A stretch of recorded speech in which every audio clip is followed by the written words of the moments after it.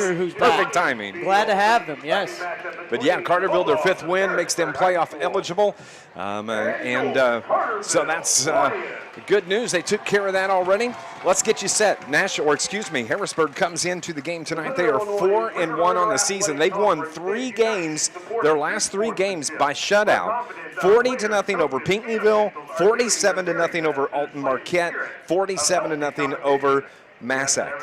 That's the pro side, but also you got to look at the side.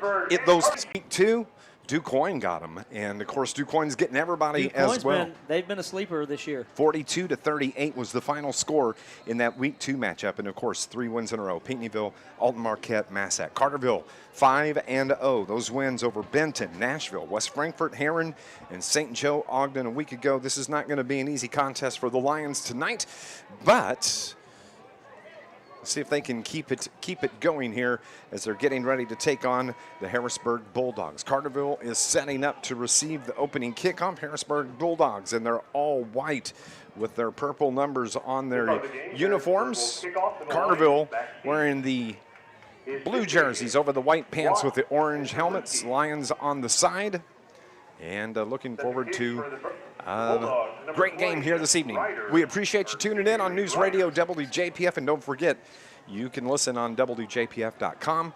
If you want the YouTube feed, just go to YouTube and search Harrisburg Bulldogs at Carterville Lions, or you can search Dave McKenzie, and it should pop right up. As the ball is teed up at the 40-yard line to our right, Carterville has 2 receivers, 3 back deep, and we are underway as it's taken at the 3-yard line, brought out across the 10 to across the. So it's Brandon Skelcher, or excuse me, Mason Watts on the return. So Brandon Skelcher brings his offense out. The Lions have it. This Carterville Lions team's coming out on the field. They're going to bring a little bit different look than what Harrisburg has seen so far. But on the other side of that, this is a bigger, probably more physical defense than what we've seen. They have some very big young men out there on the front line. Linebackers are pretty thick, so we're gonna see a little bit different defensive approach as well. So Carterville goes to their spread offense right off the get-go, and it's Chance Myers that gets the carry, and he's brought down. That's one of the shortest runs we've seen Chance Myers have since he's been playing. Yeah, he doesn't get caught in the backfield very often. That was Travis Fan who snuck through, looked like he was coming in from the linebacker position and picked him up, almost as soon as he touched the ball. Loss of 1 officially as the ball is at the 21-yard line. So Bishing rolls to his right, throws it out to the right, and, Skelcher finds Bishing, and he's brought down at the 25, so it's going to bring up 3rd down and long. Now, Carterville tonight is without one of their wide receivers in Parker Poole, who got hurt last week against St. Joe Ogden. Yeah, it looks like a lot of his reps are going to be replaced by Mason Watts, who's had some good experience and some good catches this year, so it's just a matter of next man up, and I expect to see Mason fully involved in the offense. 3rd and 7 from the 25 after the gain of 4. Ball on the near hash. Carterville moving left to right. Skelcher throws it across the middle, has his man at the 40. That's Bishing down near midfield where he's brought down at the 48-yard line. And that's the first down for your Carterville Lions. Wide open, good crossing pattern. He got in front of the safety. He beat his man on the first step. And there was nobody within 5 yards of him when he caught that ball. Bishing is the go-to guy for Skelcher, though. And there we go. Yeah, crowd mic was just a little loud. Yeah. Thank you. But, yeah, he's the go-to guy in those must-have yardage. So Skelcher now going to keep it himself. Tries to get to the outside. He's wrapped up and slung to the turf right here below us at Lions Field. And a loss of about 1, maybe 2 yards. It's a loss of 1, officially bringing up 2nd down and 11. Jackson Smith pulls out on that one and only hold his man long enough. Mark Miller, the senior defensive end, got released and just body slammed Skelcher on that play. 2 receivers out to the far side. Now they put Myers in motion, and the ball is slapped right out of the hands of Skelcher. He tried, I think it was a pump fake, and getting his hand on the ball was Cody Gunner.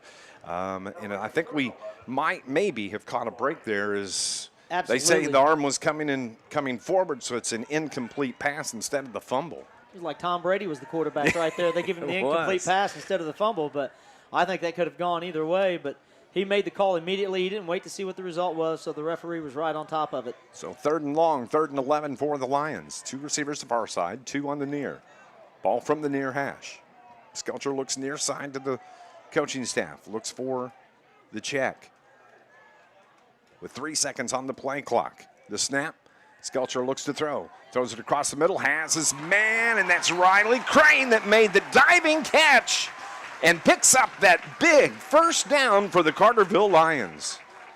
That was another nice route across the middle, but that catch wasn't as easy as the one that Bishop had to make a minute ago. He was falling to the turf and tucks that in just before he hits the grass there. 1st and 10 from the Harrisburg 35. Carterville's opening possession of the game.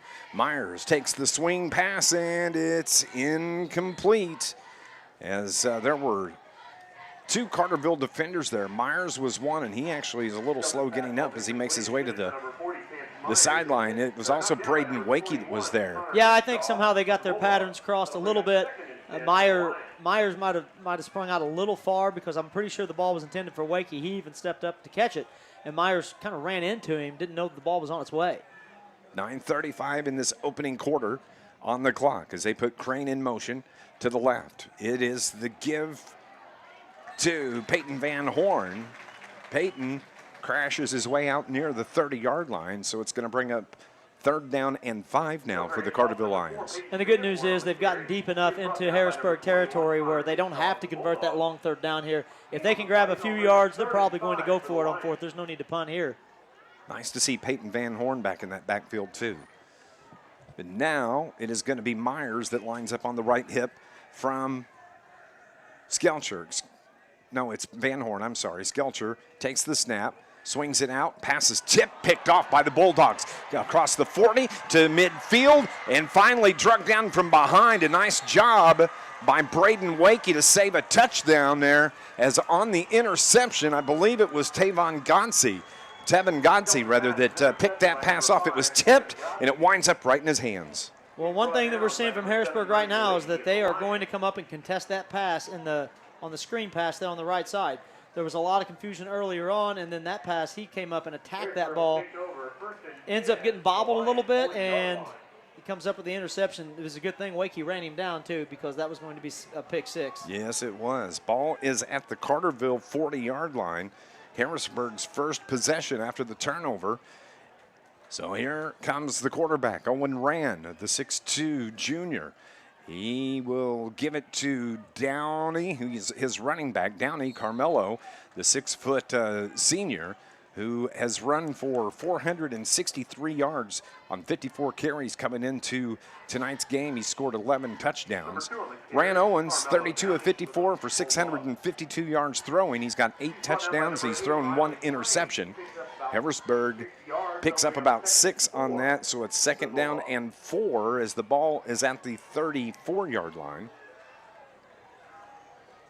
Quarterback Owen Rand wears number 7, works from the shotgun. 2 receivers left side, puts a man in motion. It's the pitch to that motion man as he's across the 35 and brought down at the 33. On the carry for Harrisburg was Reed Ryder. He's brought down by Riley Crane and Andrew Johnson.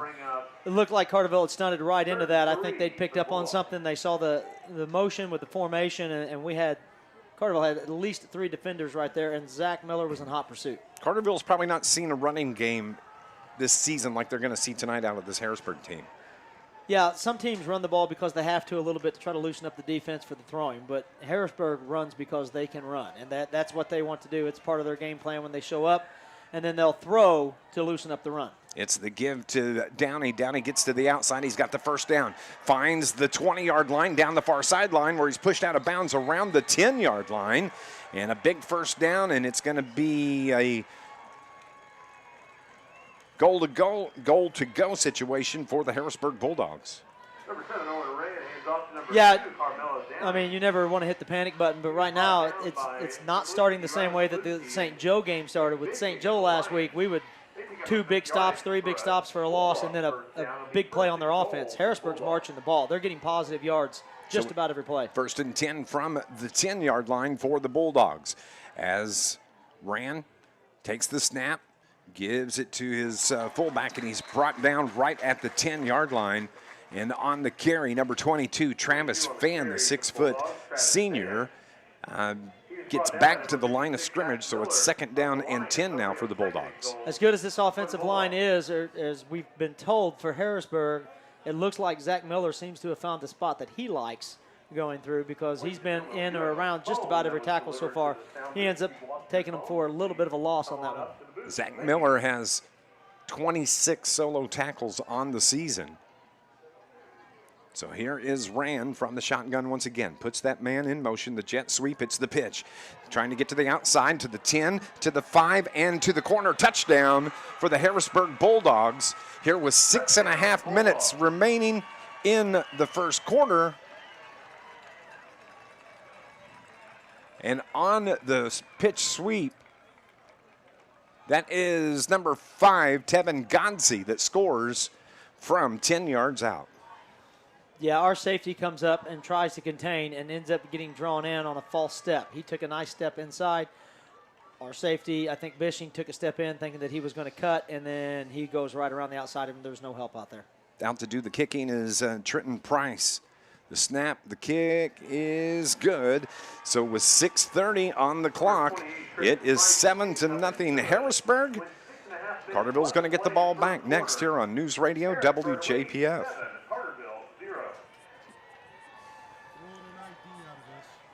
Okay.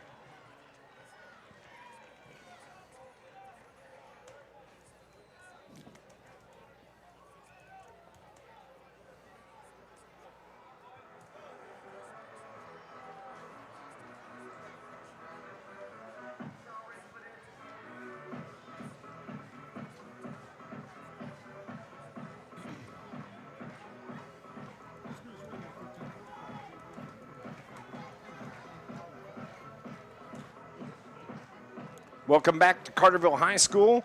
Dave McKenzie and Keenan Clark are with you. This Lions broadcast is brought to you by Polar Whip. Come taste the legend, Polar Whip and Energy. In Southern Illinois, they are a tradition. Featuring car hops, you can call 618-988-9210, and they'll have your food waiting for you when you pull in. So Harrisburg forces the turnover, take the ball right down and score, and they lead at 7-0. It was all Harrisburg for the first part of this game so far, but Carterville make adjustments. It's not the first game that Carterville's been down in. You know, we're going to have to make a comeback, and there's still a lot of game left. I'm sure we're going to see some adjustments on how we attack that screen on the outside, and I think we found a couple of running plays early on where we picked up some positive yards. Peyton Van Horn, for one, had a nice play earlier, so we may look to attack that softer zone in the middle if we can. So Carterville's going to get the ball back. The kickoff is taken. Let's go into the end zone, so a touchback, and Carterville is going to have it at the 20-yard line to start this drive here with 6:30. So Harrisburg gets the interception. Got to think that one of the coaches goes to Skelcher and says, "It's okay. Let's go. Let's just go to work." Yeah, I mean, they just attacked that ball, and it was up for grabs, and Harrisburg player ends up with it, but I don't think it's going to keep us from doing, I don't think it's going to keep Carterville from doing what they do and call their plays. They just may look to add a few other things in. So Carterville's got it at their own 20, moving left to right here this evening in their home blue jerseys over the white pants. Skelcher has 3 receivers on the right side, but it's the give to Myers. Myers gets to the line of scrimmage, and that's it before he's wrapped up and brought to the turf. So it's going to bring up a 2nd down and 10 from the 20-yard line. He didn't hit that hole very quickly. He was a little hesitant. I think if he had gotten through it a little quicker, there was some space for him. He was getting ready to cut to his right, and I think he had a lot of room to run, but just got held up by one defensive lineman. 2 receivers to the right side, 1 over on the far side for the Lions. It is the screen out to Bishing. Bishing couldn't hold it, incomplete. And Carterville's looking at a 3rd down and 10. This Harrisburg line of scrimmage, these guys are big on both sides of the ball. They're big, and they're getting some penetration right now, and I mean, it's a test for our offensive line. We've been equally matched, but what I've noticed through this season is that our line gets better as the game goes along. Yes. And so they've had some really good second halves, and I think that we're hoping to see those adjustments made. Carterville needs a first down. It's 3rd down and 9 as the play clock is at 10 seconds. Skelcher looks to coaching staff, gets the play, claps the hand. That starts the play. Rolls right, throws it right, has his man. First down for the Carterville Lions on the pass to Riley Crane. Nope. That is Emerson Doan on the reception. And the Lions are going to move those chains. Yeah, it's not often you see the Carterville. We haven't been throwing the ball to our tight end a whole lot. We hit them a couple of weeks ago, but I think if we start getting them involved a little bit, that's going to help soften up that interior line. Carterville right back on the line of scrimmage. Skelch fakes. Now he runs off guard, picks up 2 yard on that run for the quarterback for the Carterville Lions. Even on the last play when he threw it to Doan and Skelcher had rolled out, I felt like he had some room to run a little bit, but obviously Doan was the better option. Here it was a designed quarterback draw. He catches it, throws a good quick fake on with the upper body, and then ducks his head and tries to get through, and again, not a whole lot there.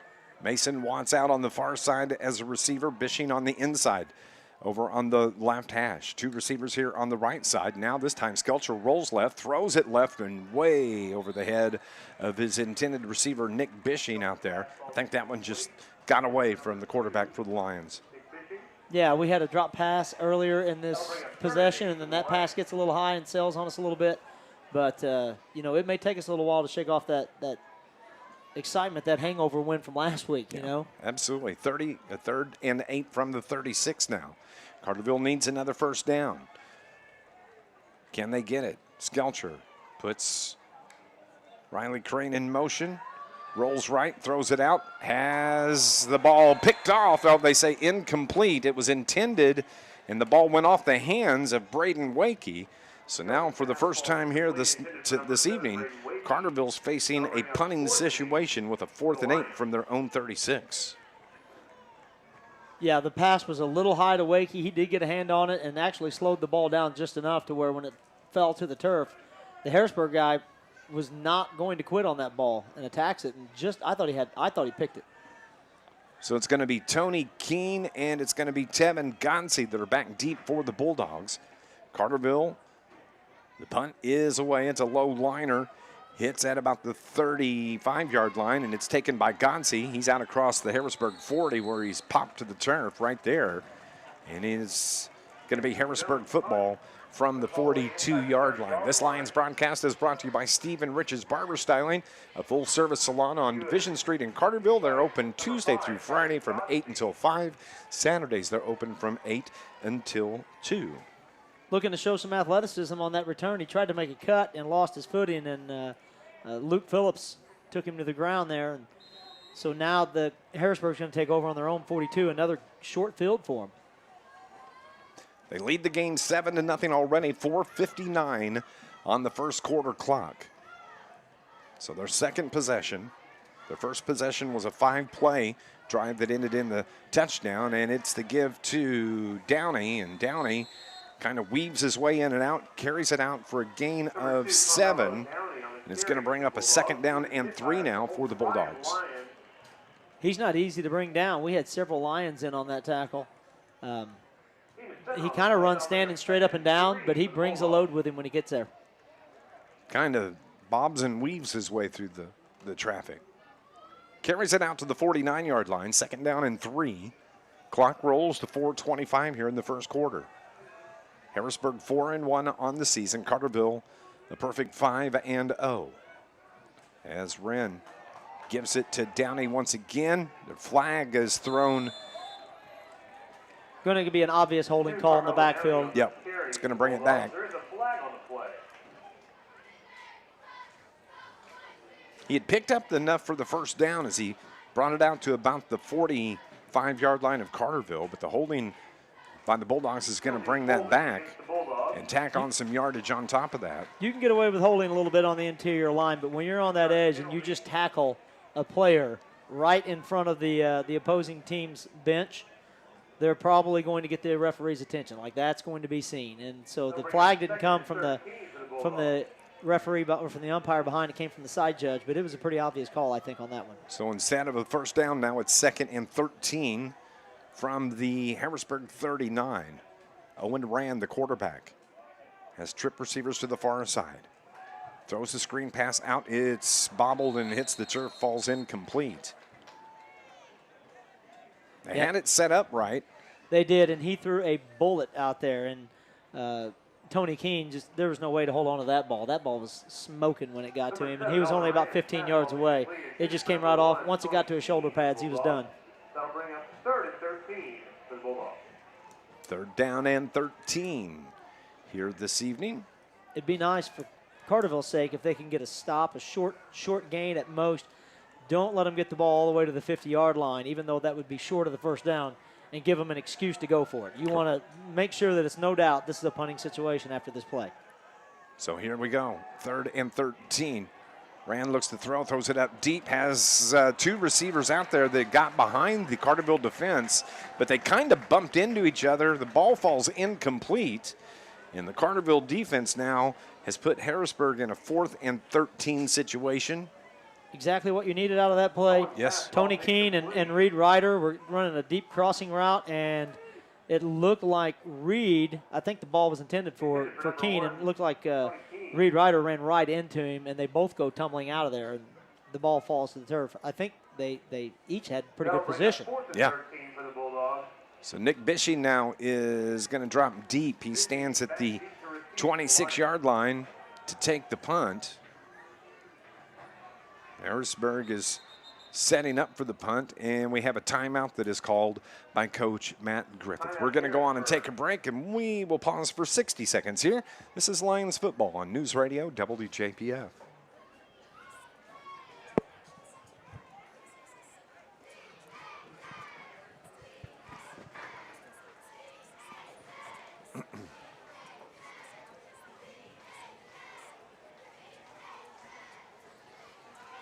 I forgot to tell you. Yeah, that's the crowd mic. This is you. Yeah. So I thought it was something sounded odd. Hey, everybody online, good evening to you.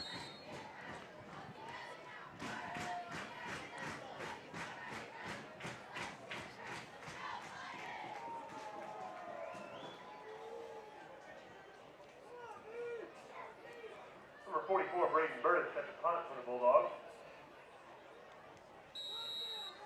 Back team is number 2 for the Lions, Nick Bishing.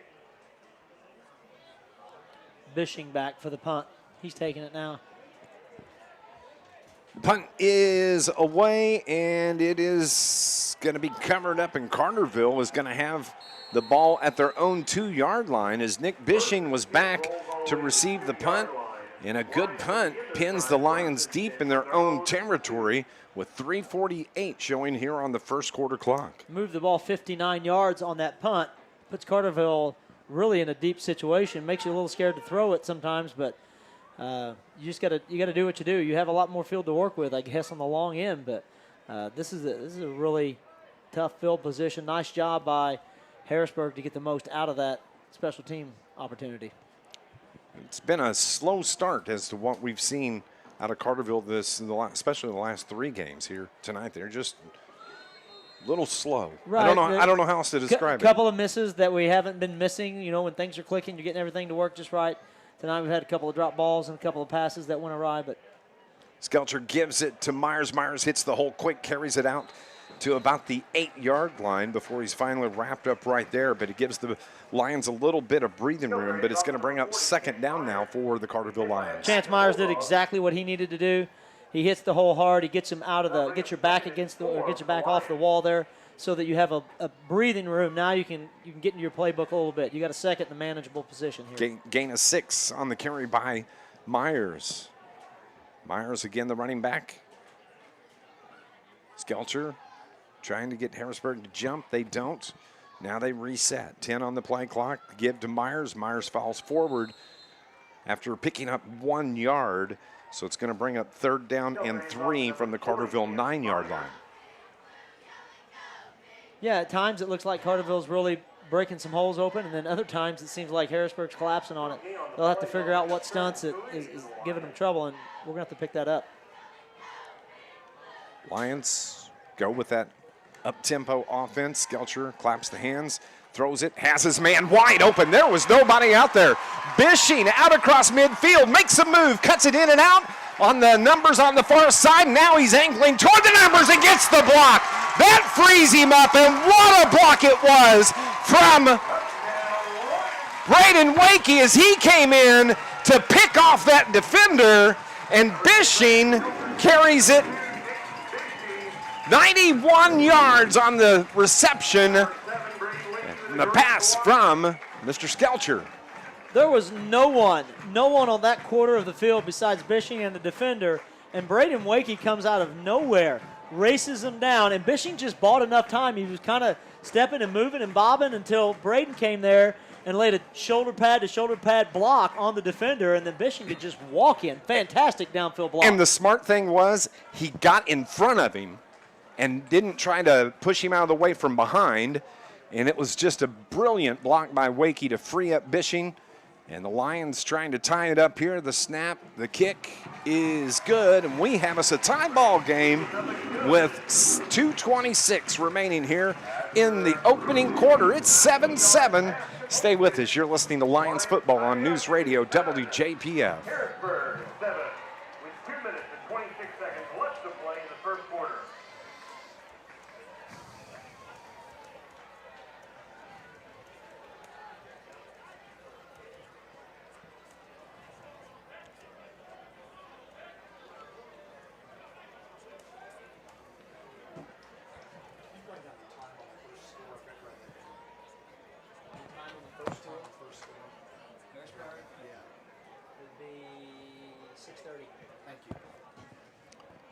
Welcome back. Carterville just tied this ball game up. We are even at 7-7 after the 91-yard touchdown pass, and I don't know that I've seen a receiver that wide open in a long time. He was, and nice job, not to change the subject here, but nice job, Riley Crane, getting that kind of that monkey off your back a little bit, making that first extra point, tying it up. We've had a little bit of trouble with miscues or maybe a blocking scheme, drop, snap, but now you got that extra point in. I hope we can see a little bit more of that. And number 5, Kevin Goski back deep. Crane's got the ball set up to kick again, so tied up at 7. And the kick is away, and it's taken at about the 5-yard line by the Bulldogs as they bring it out across the 20, and Carterville gangs up right there to bring him down to the turf. So maybe that touchdown is, and that 91-yard pass play kind of fires up this Lions team and sets the tone for the rest of the game. It did. Your defense gets a big stop. The touchdown quick, put your defense back on the field. Your nose guard, or one of your defensive linemen here, Chandler Jones, makes the tackle on the special teams. They're going to get fired up now. You're hoping to see a little bit different approach from the Carterville Lions right now. Harrisburg has the ball over on the far sideline. The ball is resting at the 24-yard line. 2:17 remaining here in this first quarter. 7-7 ball game. So now Owen Rand, the junior quarterback, gives the ball to his running back. That's Downey. Downey trying to get to the outside off tackle. He's wrapped up, but not after he picks up about 3 yards on the carry. Actually, it's going to be closer to 5 yards as they mark it at the 30. Jones and Miller in on that tackle. Jones is hobbling a little bit out there after that play on the special teams. It looked like he was showing little signs of maybe something lower body injury, but him and Zach Miller run him down after the gain of 5 yards, though. Yeah, officially gain of 4 as the ball's at the 28. Clock rolls, minute 40 remaining in the opening quarter as Rand has trip receivers left, but he gives it to his running back. That's Downey. Downey stumbles his way forward to about the 30-yard line. So gets 2 on that carry. It's looking at 3rd down and 4 from the 30-yard line. And wouldn't it be nice if the Lions D could get a stop here once again? Yeah, you want to build on that momentum. Don't let Harrisburg do what they what they came in to do, put together long, sustained drives and eat that clock up. You want that offense back on the field while they feel hot. So it was a gain of 4, so Bulldogs are looking at 3rd and 2 from their own 32-yard line. 2 receivers here on the near side.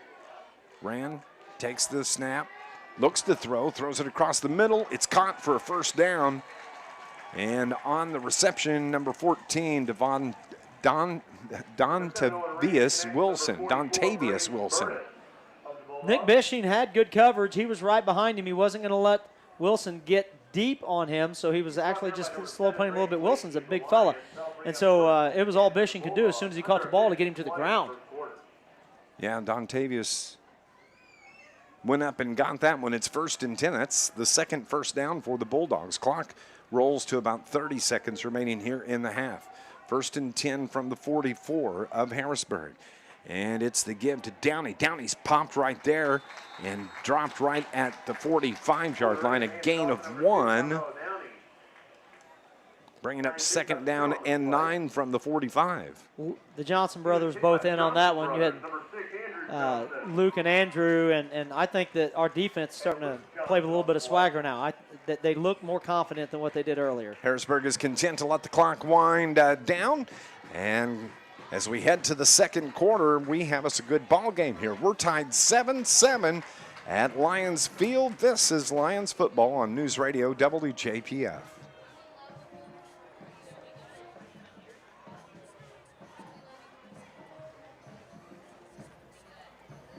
At the end of the first quarter, the score is tied. Carterville 7, Harrisburg 7.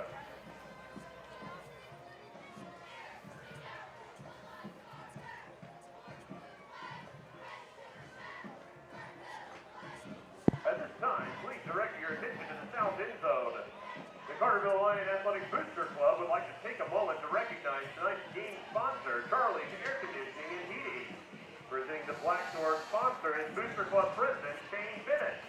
Accepting for Charlie is Mr. Kyle Garner. On behalf of the Boosters and Carterville Athletics, thank you for your continued support of the Lions.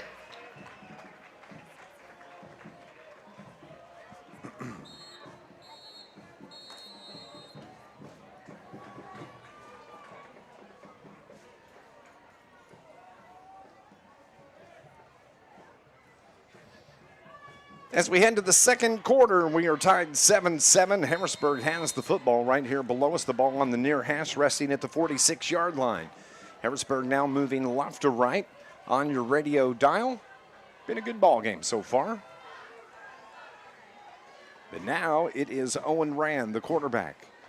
Drops back to throw. No pressure. Lobs it up far down the far sideline. There's a man wide open out there, but he was way out of bounds about 2 steps. So out there in coverage for the Carterville Lions was Carson Banks, and Carterville caught a break there. Yeah, I think Carterville benefited. There was a blown coverage, but the receiver lost track of where he was at on the field and just kind of got way over there onto the markers, the hash markers on the sideline, and fell out of bounds before he could catch the ball. But yeah, Carterville got fortunate because no one was guarding him for the first 30 yards of his route. 3rd down and 8 from their own 46-yard line. Harrisburg traveled well. Look at that sideline over on the far side. Harrisburg's got a long-standing football tradition. Absolutely. So you know that they love their football. They're excited about this team. And on the reverse give, it is Reed Ryder who's brought down after he picks up and doesn't even get back to the line of scrimmage. Actually, officially, it's going to be a loss of about a half a yard. And so for the second possession in a row, Carterville has put Harrisburg into a punting situation. Andy Johnson comes flying through the gap. He shoots that gap hard and just about had him for a big loss. And as he was trying to avoid Johnson's body, he ends up getting taken down by Riley Crane, who also had read that play. It looked like Carterville was ready for that. Bishing's back as he stands at the 21-yard line. Harrisburg set to punt. Good snap. Kick is away. Bishing takes one hop, takes it at the 15-yard line, cuts it outside the 20, dodges one defender, stepped out of bounds right here on the near sideline. But Carterville is going to have the football at about the 32 to start this drive. This Lions broadcast is brought to you by IBEW Local 702, proud supporter, Carterville Lions Sports. IBEW Local 702, dedicated to providing a better lifestyle for members and a better life for all. I think some people in the Carterville faithful wanted a call for him on the late hit, but Bishing had stepped out, and it was sort of a late whistle. He had come back in and looked like he was taking off to run again, and I didn't think there was anything malicious about that. It was just a late whistle. Bishing's heel is what tapped out of bounds. It did. He never really was brought to the turf. So Skelcher throws it across, has a man open at the 37-yard line. That is Riley or Braden Wakey. And Wake makes it out to about the 41.5-yard line, and he needed to get to the 42, so he's going to be a half-yard short. It's a good gain, though. Gain of 9 on that reception. Really good first step. When he caught the ball, he took sort of a false step forward like he was going to turn upfield, then jumped back, and he lost the first defender.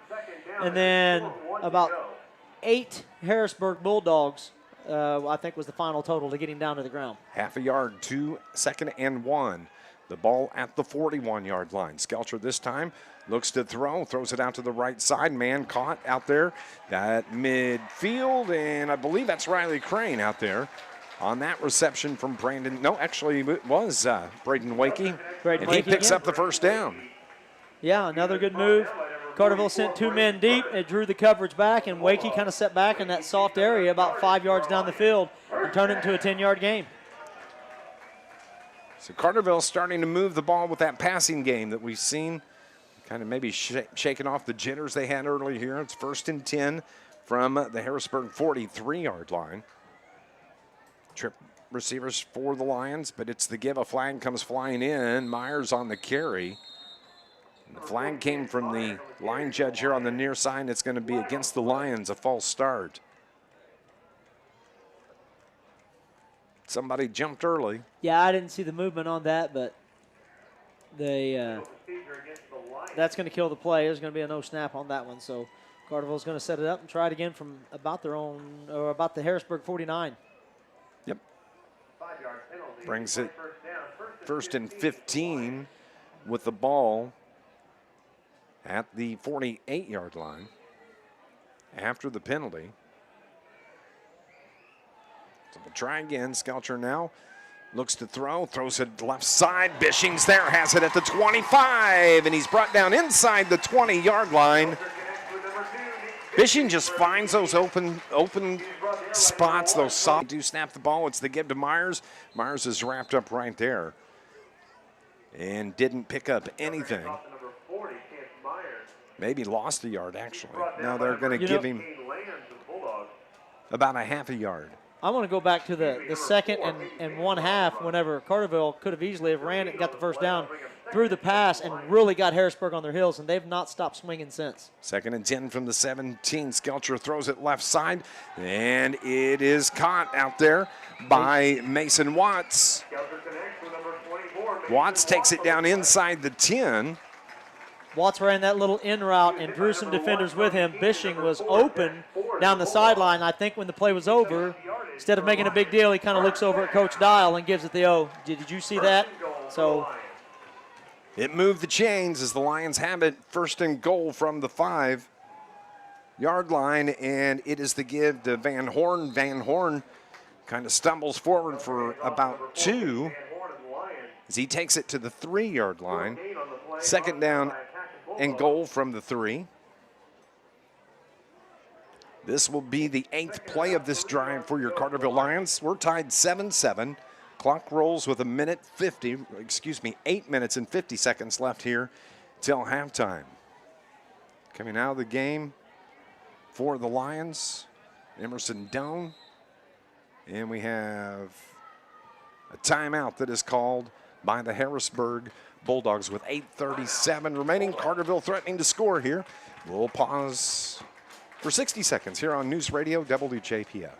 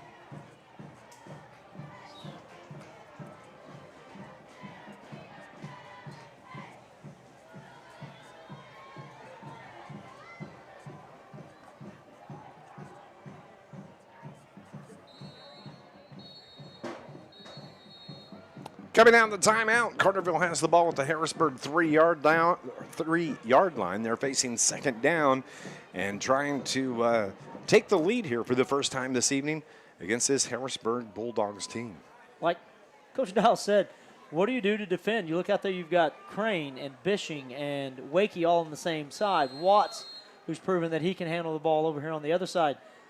They have some options. Yes, they do. Skelcher this time gives it to Van Horn. Van Horn powers in for the touchdown. Welcome back, Peyton Van Horn, as he scores with 8:32 remaining here in the second quarter. Carterville leads it 13-7. I want to stand up and clap for Peyton Van Horn. He's had such a season. He's finally got that opportunity to run the ball this year, and you know, he got hurt in the second week early on in the game, and he gets a big high five from Coach Dial down there. I'm glad to see him get one in the end zone, contribute to his team like you know he's been wanting to do. Of course, he suffered that ankle sprain week 2 against Nashville. He played a couple of plays last week against St. Joe Ogden, as the extra point is good from Riley Crane. But welcome back, Peyton Van Horn, and Carterville leads 14-7 here at Carterville with 8:32 remaining in the second quarter. We'll be back in 30 seconds on News Radio WJPF.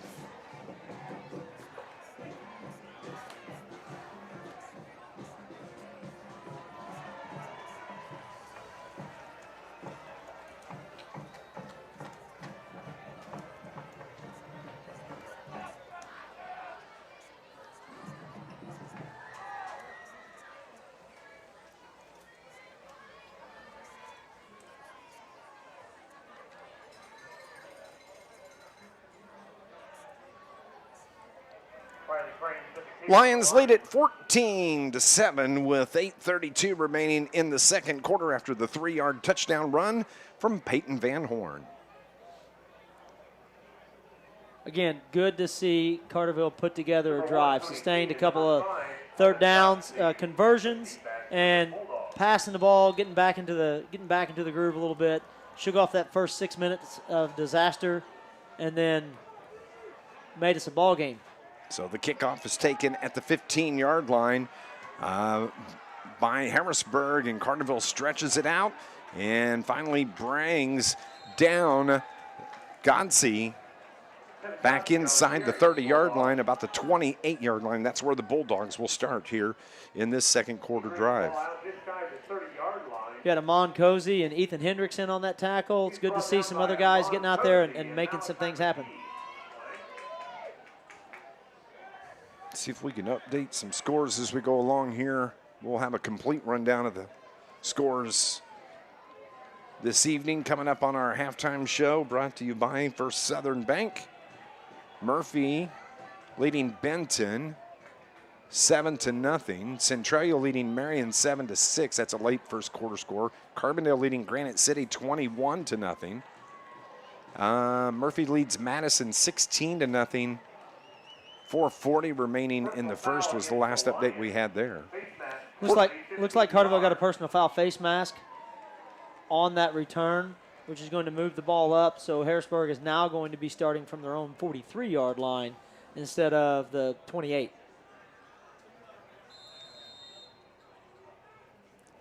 So Harrisburg trails it by 7. They scored. They picked off a pass from Skelcher on Carterville's first drive, and then it was a 10-yard touchdown run from Godsey that gave Harrisburg the 7-0 lead. Carterville's bounced back with 2 touchdowns and lead at 14-7. Now it is Rand that throws it across the middle. It's caught across midfield to the 45, down to about the 43-yard line. And on the reception, Braden Burtis. And a nice little throw from quarterback Owen Rand. Yeah, he was deep in the pocket when he took that snap and threw it quickly. He was trying to get rid of the ball before anything bad happened. Nice open field tackle by Bishing. It also looks like, from what I can tell, looks like Chandler Jones has come over to the sideline. I don't know if he's nursing his hip or ribs or something. So we now have Ethan Hendricks, I believe, in there and playing in the weak side nose position. 1st and 10 from the Carterville 43 for quarterback Rand. Rand gives it to his running back, that is Carmelo Downing. Ball's loose. And ball is on the ground. Carterville says they got it. And it is Carterville football as they force the fumble. And that's exactly what the Lions need. And on the ground is Downey, a little slow getting up. But Carterville forces the turnover, the fumble by Downey. I couldn't see who recovered it. I do know that Andy Johnson was in there, and I think he had a hand in knocking it out because he was making contact. The ball comes loose, and he's reaching down for it. But one of the Carterville players landed on top of it. But once the Harrisburg Bulldogs jumped on, I couldn't catch who was in the bottom of that pile. Regardless, Carterville's going to get the ball.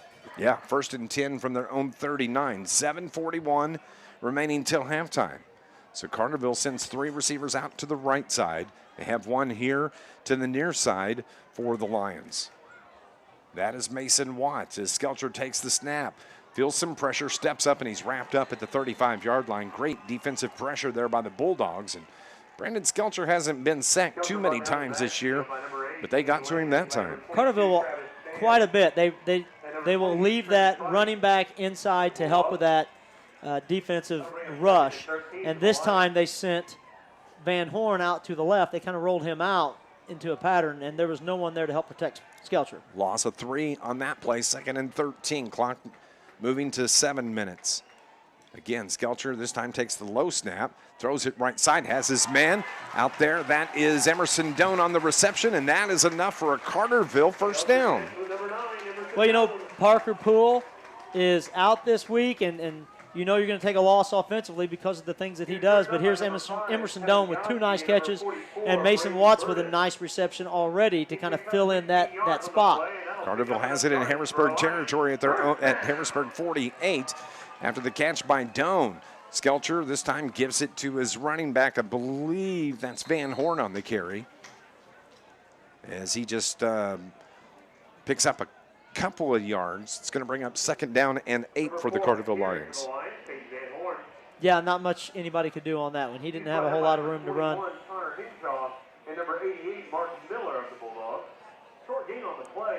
Van Horn came out, but I don't see who came in at running back. It looks like I don't think he has anybody out there. No, empty backfield for the Lions. 2nd down and 9 officially. Skelcher throws it left side, caught. 1st down for the Carterville Lions. And on the reception, again, it is Emerson Doan. I think that was Crane that time. There's a hard time between the 8 there's and an 9. 8 and a 9, yes. It's easy mistake to make. I've had that problem all year. 1st and 10 as the Carterville Lions move the chains. And then you have Wakey's number 7. Yeah. So they have it at the Harrisburg 29. Going hurry up once again, not wasting any time. 2 receivers right side, 2 near side, empty backfield. Swing pass, screen pass is caught by Mason Watson. Carterville's going to lose about 6, maybe 7 yards on that. Has played great by the Harrisburg defense. The screen pass has been our go-to for short yardage, long yardage. It's really been a pass that Carterville's leaned on for a few years now. And Harrisburg has set themselves. They're determined not to let Carterville throw the ball straight down the line of scrimmage. I don't know. I don't know that we've picked up any positive yards on the screen pass here yet tonight. Not tonight. 2nd and 17. A loss of 8 on that play. Again, empty backfield. Skelcher feels pressure, and they got to him, brought him down out near midfield, and pressure right up the gut. It was like a jailbreak coming through that Carterville offensive line. If the first man didn't get him, the next man was going to. He didn't have anywhere to go. Loss of 10 pushes the Lions back to the 46-yard line of Harrisburg. The 7th play of the drive, and Carterville looking at a 3rd down and 27. I'm sure I think we saw some 3rd down and 20 pluses converted last week. We did. I was just going to say, Brett Dial has a 3rd and 27 play in his pocket on the card. Skelcher drops back, pump fakes, pressure. Oh, he rolls out, gets away from it. I don't know how he did, and he just throws the ball away. There's a flag at the 44-yard line. The pocket collapsed in a hurry. You know you're going to get a holding call here. and it's going to be holding on the Lions. I can't imagine Harrisburg will accept that. They'll decline that and force Carterville into a 4th down situation, and they'll have to punt the ball away. They do decline the penalty. So, man, yeah, that Harrisburg defense stepped up on that drive right there. They did. They did.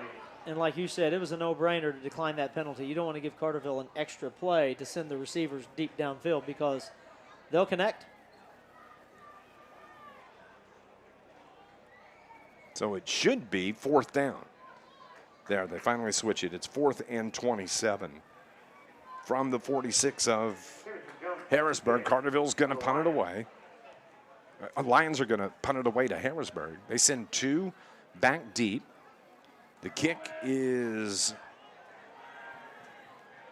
away. That's a good high kick. I lost it in the lights Around there. the 22 or 3 yard line, I think. Yeah. This Lions broadcast is brought to you by Charlie's Air Conditioning and Heating. In beautiful downtown Carterville, they are your York dealer and proud to serve the region for over 40 years. You can go online and find out more. Just go to charliesairandheat.com. So the Bulldogs have the football with 4:01 remaining. Ladies and gentlemen, we have an update on the 50-50. Current pot is So Marion leads 12-7. They've gone for 2 twice and missed on their 2-point afters. Harrisburg with plenty of time to move the 75 yards that they have to go. There's about 4 minutes left on the clock. 4:01 to be exact. As Rand takes the snap, looks to throw, throws it deep down the right side, has a man there. It's caught at the 45, brought down at the 47-yard line. Beautiful pass from quarterback Owen Rand, and his intended receiver was Ryder that had the reception. Riley Crane, the defensive back on that play, and he was just giving up a step, and when you're a step behind and a good pass is made, you're going to lose those yards. And so big gain right off the bat for Harrisburg. So Owen Rand's thrown for 630 yards on the season. Now it's the give to Downey. Downey fights his way across midfield and keeps the legs moving and gets near the Carterville 45. They're going to mark him just short of the 45. So it's going to be a gain of 7, closer to 8 yards. Bringing up 2nd down and 2 for the Harrisburg Bulldogs. He did a nice job. He was in behind his blockers, and he actually stayed low on that. I think Miller caught him from behind, but not after he drug everybody 6 yards. 2nd down and 2. Clock rolls under 3 minutes. Harrisburg sends 2 receivers to the far side. That is the left side. They're moving left to right.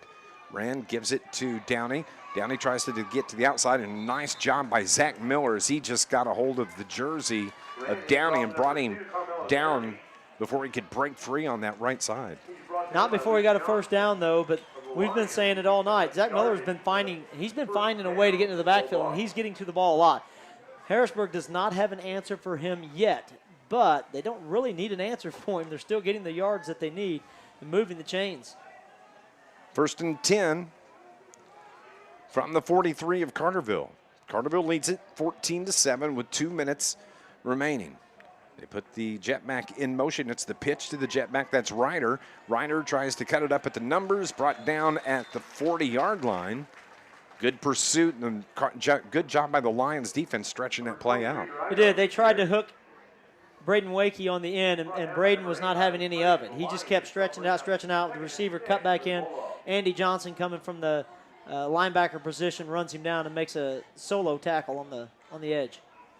Minute 45 till halftime. 2nd down and 6 for the Bulldogs. They have it at the Carterville 39. Bulldogs break the huddle. They bring 2 receivers here to the right side. Ball at the far hash. Rand pitches it. Downey has it. Makes a move inside the 40 to about the 43-yard line of, the 38-yard line of Carterville. little option there. Quarterback comes down, and he's reading Braden Wakey, and Wakey knew that that's what he was doing. He takes a step out as if to imply that he's going to be taking the pitch, and then they end up having to take the ball back in. Timeout called by Coach Matt Griffith. We'll pause for 30 seconds here. Carterville leads at 14-7 here on News Radio WJPF.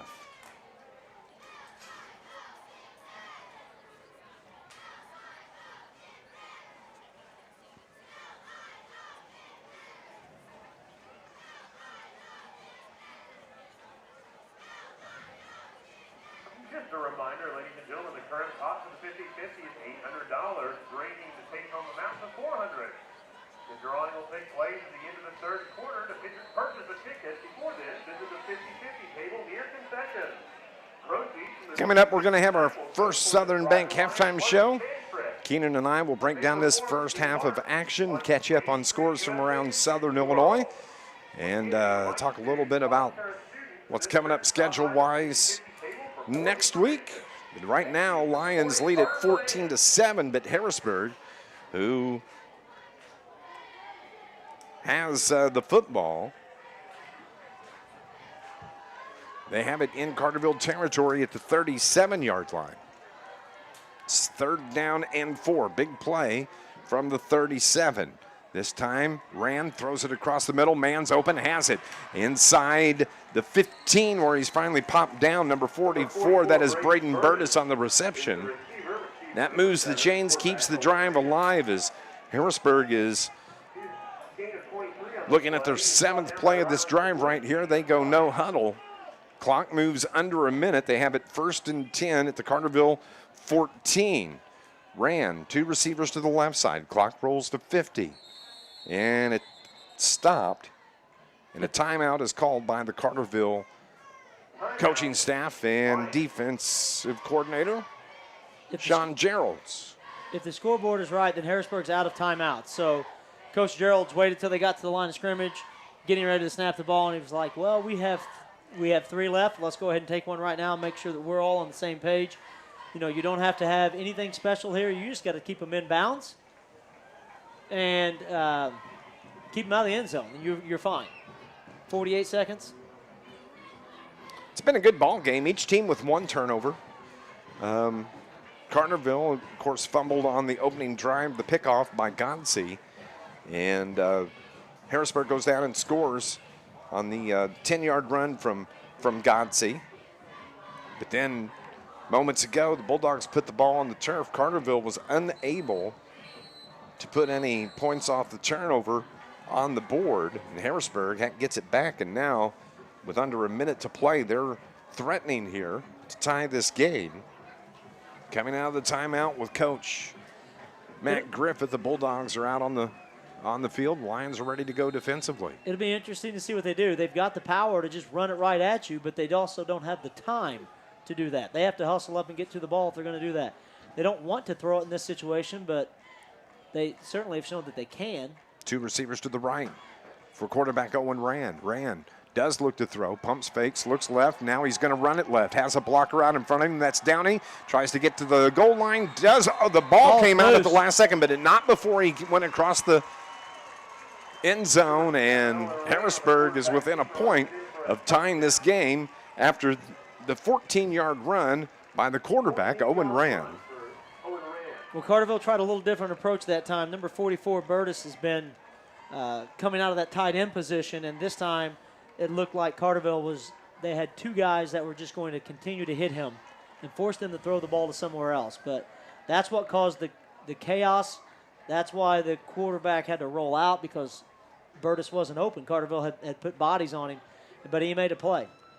Trenton ran on for the extra point for the Bulldogs. 39 seconds remaining here in the second quarter. The kick is up, and it's good, and we have us a tie ball game, 14-14. Lions are going to have 39 seconds when they take the kickoff here on News Radio WJPF. With 39.2 seconds left to play in the first half, the score is tied 14-14.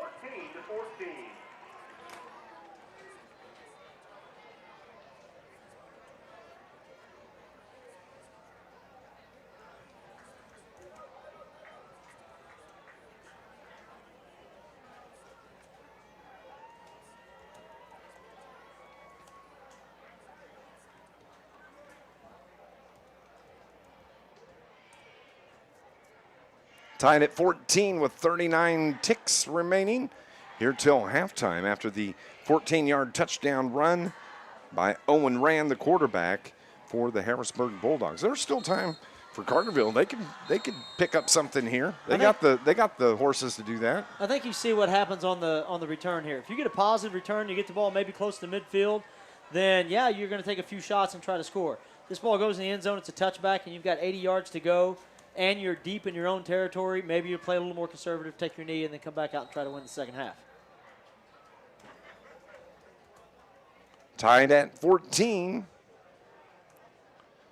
as the Bulldogs are getting set to kick. And Carterville sends 3 back deep to take this kick. It's a line drive kick that it hits at about the 15. It's picked up by Bishing. Bishing still on his feet, but finally brought down at the 15-yard line. And that's where the Lions are going to have it with 33 seconds remaining here in the second quarter.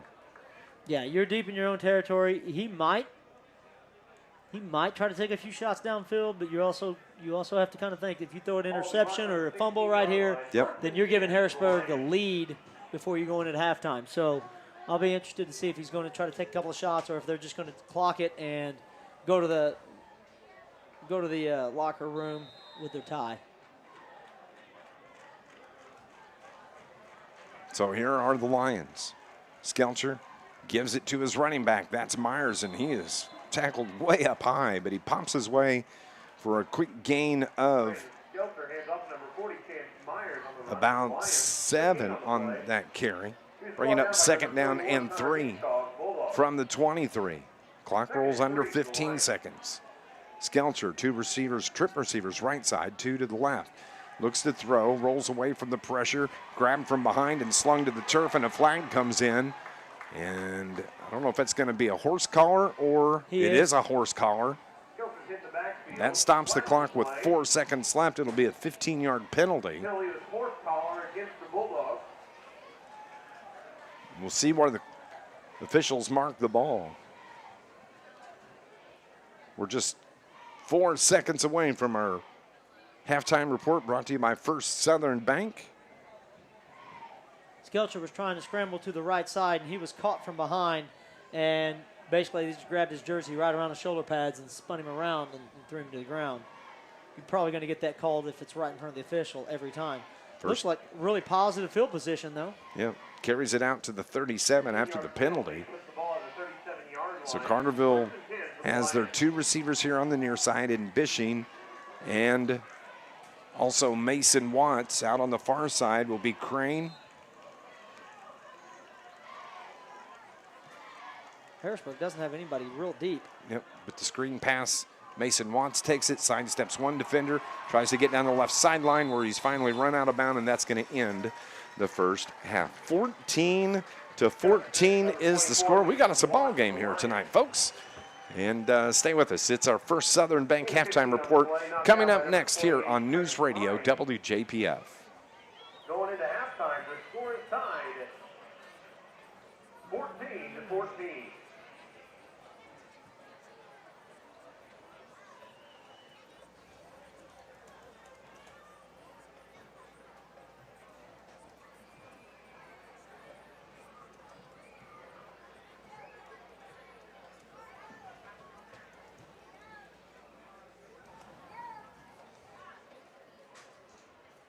Once again, ladies and gentlemen, just a reminder to pick up your 50-50 tickets. The current pot is over $800, bringing the current take-home amount to $400. The drawing will take place at the end of the third quarter. To purchase your ticket before then, just visit the 50-50 table near the concession stand on the concourse.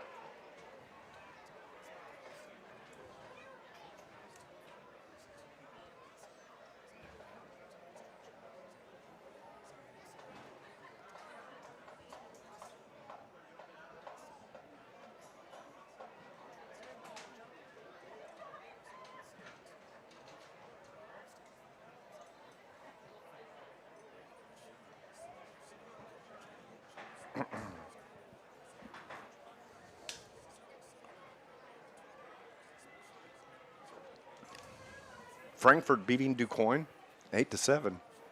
Really? St. Marion's still down on Centralia. Carbondale's extended their lead.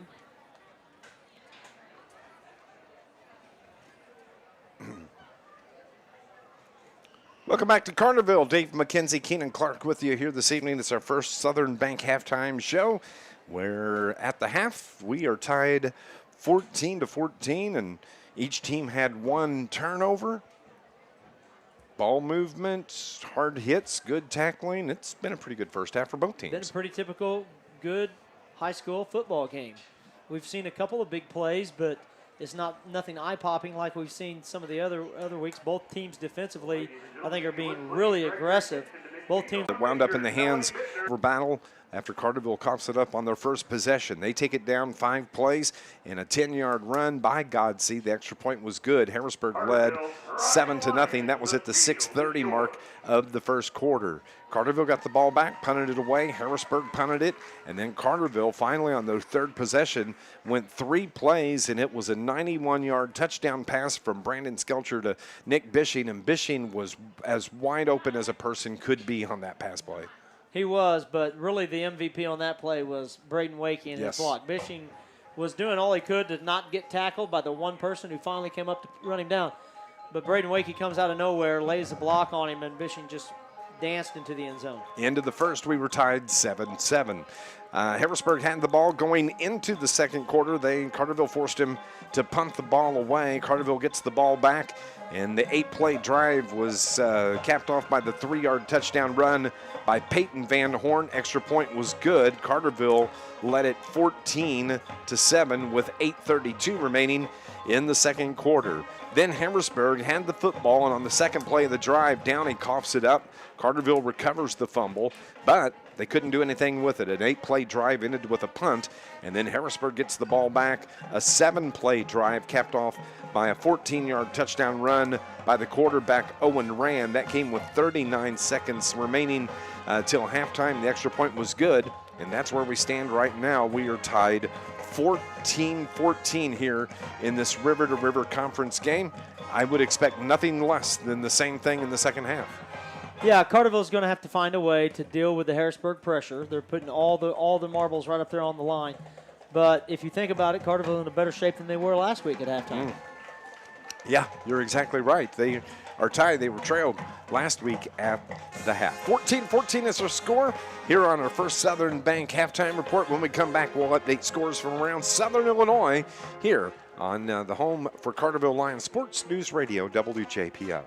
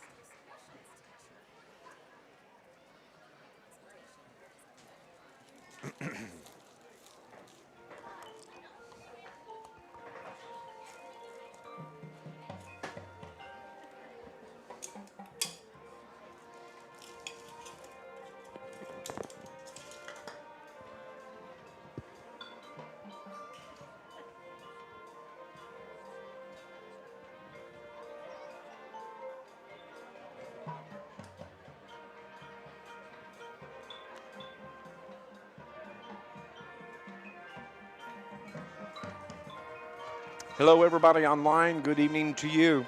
Thank you for watching. I hope the stream's keeping up tonight. The what? The stream, I hope it's keeping up. As far as I can tell, it's been pretty steady. Looks good. 153 people watching right now. That's what I was going to ask. How many do we have? I know we get them from a lot of different states, a lot of different areas. We do. Welcome back. We're at the half here. It's our first Southern Bank halftime report. Carterville and the Harrisburg Bulldogs are tied at 14. As we run through scores from around Southern Illinois, we'll start first with River to River Conference play. Madison is in Murfreesboro tonight to take on the Red Devils, and it's all Murfreesboro Red Devils. They lead at 44-0. They'll have the running clock coming up here in the second half.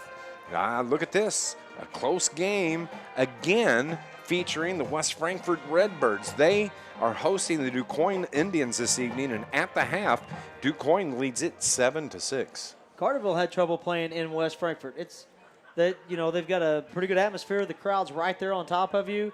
And let's not forget, it's one of the few places that DuQuoin plays that has grass. Yeah, absolutely. 7-6, DuQuoin leads West Frankfort at the half. Nashville has a 3-point lead over the Benton Rangers in the second quarter. Homecoming in Benton tonight. It's 24-21 Nashville. Central Catholic leads St. Joe Ogden in the second quarter. That's 14-0. And no score on Anna Jonesboro and Pinckneyville Panthers. Turning to South 7 action this evening, Centralia leads Marion 14-12 at the half. It's Carbondale all over Granite City this evening, 33-0. Second quarter action there. No score, Cahokia Mount Vernon being posted, and that takes care of South 7 play. Looking at Black Diamond Conference play, Carmi, White County leads Christopher tonight, 52-0 at the half. Fairfield leads Flora, 14-0 at the half. Johnston City shutting out Hamilton County this evening, 36-0. That's a halftime score. Cesar leads Edco, Edwards County, 44-7 in the second. And coming up tomorrow, El Dorado will be on the road at Vienna. That's a 1 o'clock kickoff coming up tomorrow. Turning to Cahokia Conference action tonight. Chester over Carlisle, 27-0 at the half. It is Columbia over East Alton Wood River, 35-0. Roxana Shells this year, they're having an outstanding year. Carterville played at Roxana in the playoffs a handful of years ago. They lead Freeburg this evening, 35-13 at the half. Yeah, you mentioned earlier you were going through the Black Diamond scores, and I'm really looking forward to that Cesar-Valier Johnson City matchup. Is that next week? We'll have to look and see on that. At the half, Central leads Salem 27-0. Mater Dei leads Marquette, Alton Marquette 42-7. And Dupo and Redbud, no score being reported. 14-14 is our score here at Carterville as the Carterville Marching Lions, pride of the Lions on the field here this evening. They'll be gearing up for competition season. I know next month is Music in Motion over at SIU that they always participate in, and they're getting ready for some competitions as well. 14-14 is our score. This is your first Southern Bank halftime report. We'll take a break. We'll be back here on News Radio WJPF.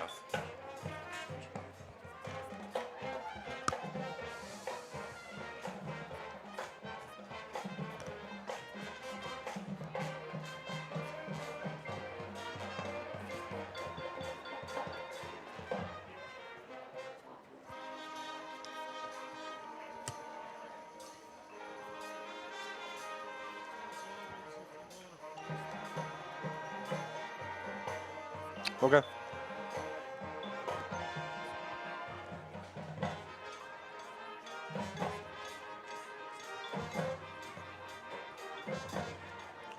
Got a pink out in the student section tonight. Oh, that's right. The volleyball pink out was last night versus Heron, I believe. And then tonight, we've got a lot of pink in the stands.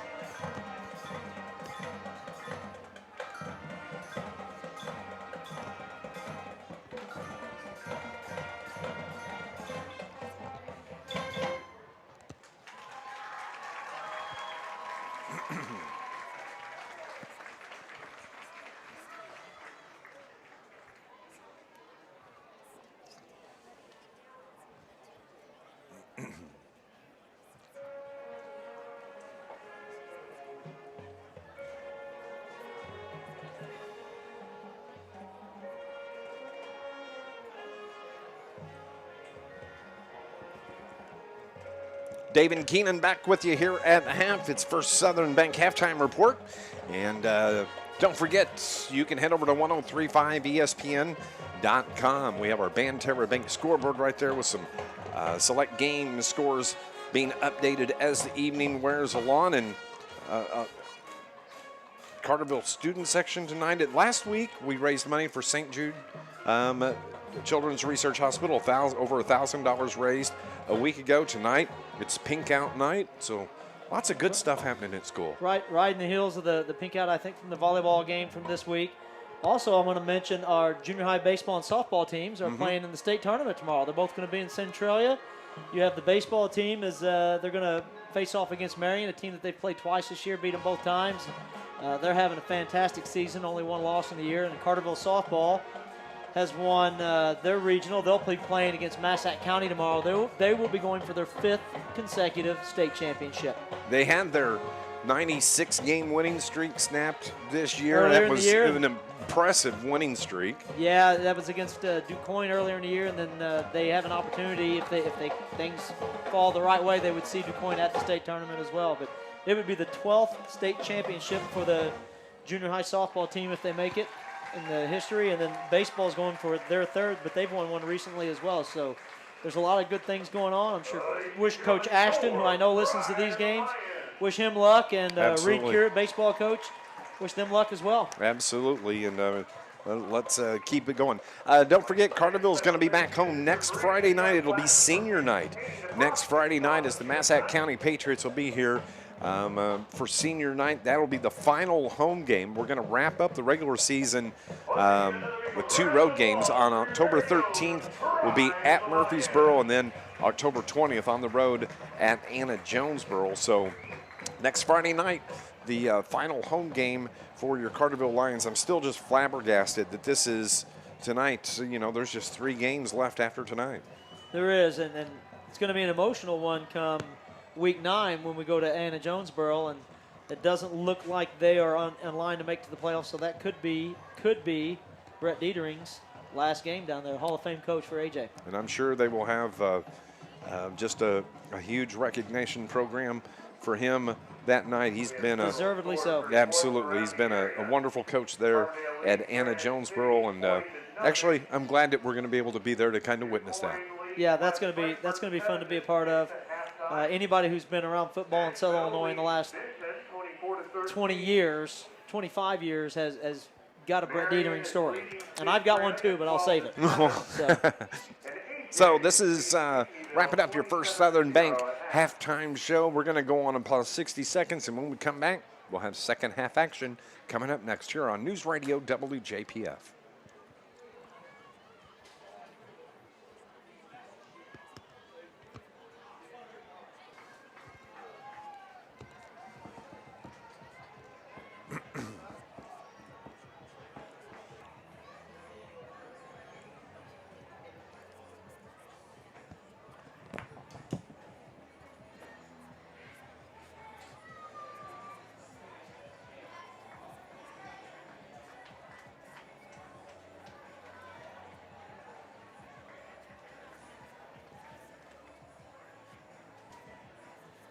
Wants to watch it and sit and sweat. I said cooler weather, not cold. Good. So Good.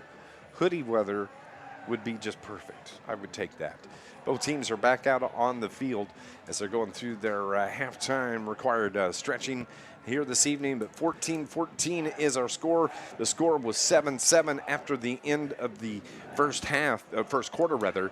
It was a 10-yard touchdown run by Gonsi of Harrisburg. That came at the 6:30 mark of the first quarter. The extra point was good, and then Carterville scored with 2:26 remaining in the first quarter.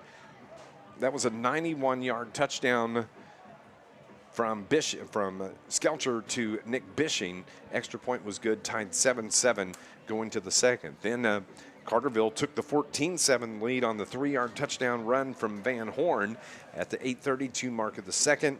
And then Harrisburg came back and tied it with just 39 seconds remaining there in the half. The 14-yard touchdown run by the quarterback, Owen Ran. Extra point was good. That's where we stand right now. 14-14. You know, when you think about adjustments that need to be made, if you're Harrisburg, I don't know that you go in thinking, what do we need to do? They've been doing what they need to do. They're moving the ball offensively. They've held Carterville's high-octane offense to 14 points. I'm sure they're going to make some tweaks offensively. They probably found a couple of spots. But Harrisburg is probably right where they wanted to be at halftime. Carterville, on the other hand, defensively, done a pretty good job. You know, you always want the shutout, but realistically, you were trying to hold the teams to 2 touchdowns a half. And if you can do that, you feel like your offense should be able to make it happen. And I know that's the philosophy for Coach Dial. But really, the big adjustment that's going to have to be made that could break the game open is Carterville's got to find a way to levy this pressure that's coming from the interior line and the edge from Harrisburg, because Harrisburg is really putting a lot of pressure on us, and we're just having a hard time getting the ball loose. One thing that all of the coaches said, talking to them when Harrisburg started coming out of the locker room, my gosh, they're a big team. They are big. Their line is big, and I said as big, to me, as big as what you see out of like Nashville. You know, correct. Just big boys, big corn-fed boys. Also, think about this: when you start thinking about the playoffs, you're going to get first round, second round playoffs. You start drawing teams from Central Illinois. I don't know what it is, but they always seem to be big when they come down here. Yes, so what a good test for your line, who I don't want to say they haven't been tested, but the line has not seen anything like this yet this year. Our offensive and defensive lines haven't seen anything like this. So this is a good opportunity for this group to learn and grow based on the size and the athleticism that Harrisburg's putting at them. Harrisburg Bulldogs are going to have the football to start play here in the second half as Carterville took the opening kickoff. So Bulldogs and the head coach of the Bulldogs in his third season, Matt Griffith, will have the ball on offense to start things off. Harrisburg in their road whites, Carterville in their home blues with the white pants. And the Lions getting their final instructions here on the near sideline. But like I said, I think Harrisburg's done a nice job tonight. The last 3 times that Carterville has played Harrisburg, it was over by the end of the first quarter. Yeah. That would have been last year, I think, was it week 9, and then Yeah. 2 years ago, week 9 and week 10, Carterville just laid the hammer to them early on and ran away with it. But tonight, Harrisburg has come to fight, and this has been a really good ball game. 49-7 the score last year at Harrisburg. But you got to remember, these Bulldogs have rattled off 3 shutout wins in a row. And deservedly so, as they beat Pinckneyville, Alton Marquette, and Massac County in shutout fashion the last 3 weeks. So teeing the ball up at the 40-yard line to our right is going to be Riley Crane.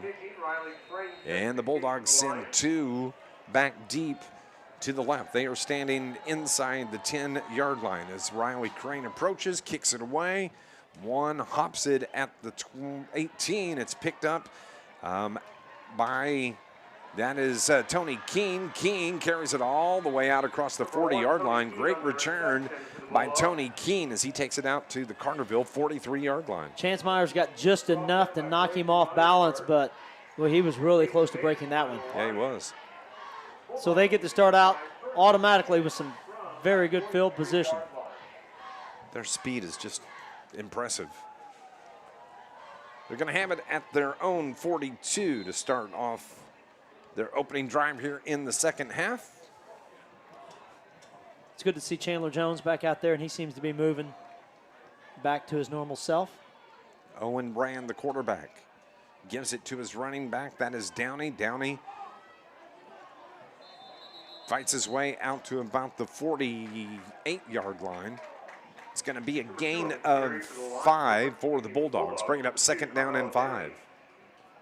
He picked up that gain after contact. He was hit at the line of scrimmage and still found a way to get positive yards, many of them. Officially, it's going to be 2nd down and 4 after the gain of 6.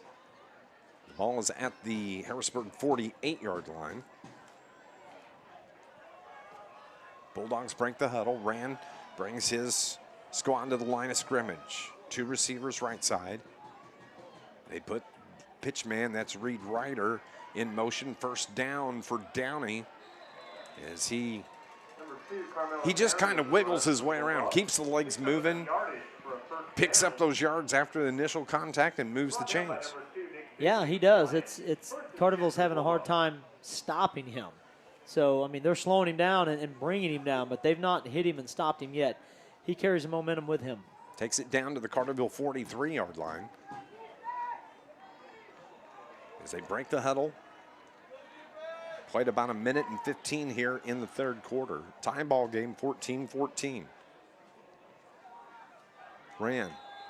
We have a flag, stops the play, so that'll be against the Harrisburg Bulldogs, an illegal motion. Flag on the play, false start against the Bulldogs. So it'll be first down and 15. Actually, first and 20, as it backs them up 5-yard penalty. to the Carterville 49-yard line. Well, what you're wanting to do is you're wanting to put Harrisburg in a situation where they have to pass the ball. And if you can get a little pressure on them and force them to throw the ball, you know, they've hit the tight end, Burtis a few times, but they really haven't had a whole lot of success moving the ball through the air. Officially first and 19 from the 49-yard line. Pass down the right side, put up, and just off the fingertips of the diving receiver and Reed Ryder. So second down and 19 for the Bulldogs. That ball was about a foot and a half too far. Yeah, he let him a little bit too much, and if he would have caught it, he might have been out of bounds by the time he got there. It's a couple of times that we've forced the ball towards the sideline, and they've thrown the ball out of bounds. Good coverage by Bishing. So the clock is stopped with 10:07 remaining in the third quarter. I think if you're watching the game, you find 44, the tight end, and you see where he goes, because he seems to be finding some spots. Yes, he does. The snap and the pitch to Ryder. Ryder off the far side across the numbers, a gain of about 3. Carterville now has put Harrisburg in a third down situation, 3rd and 16. Looked like Carson Banks came up to make the initial contact on that tackle, but the way he was bending over there, it looks like he might have taken a little bit extra on that shot there.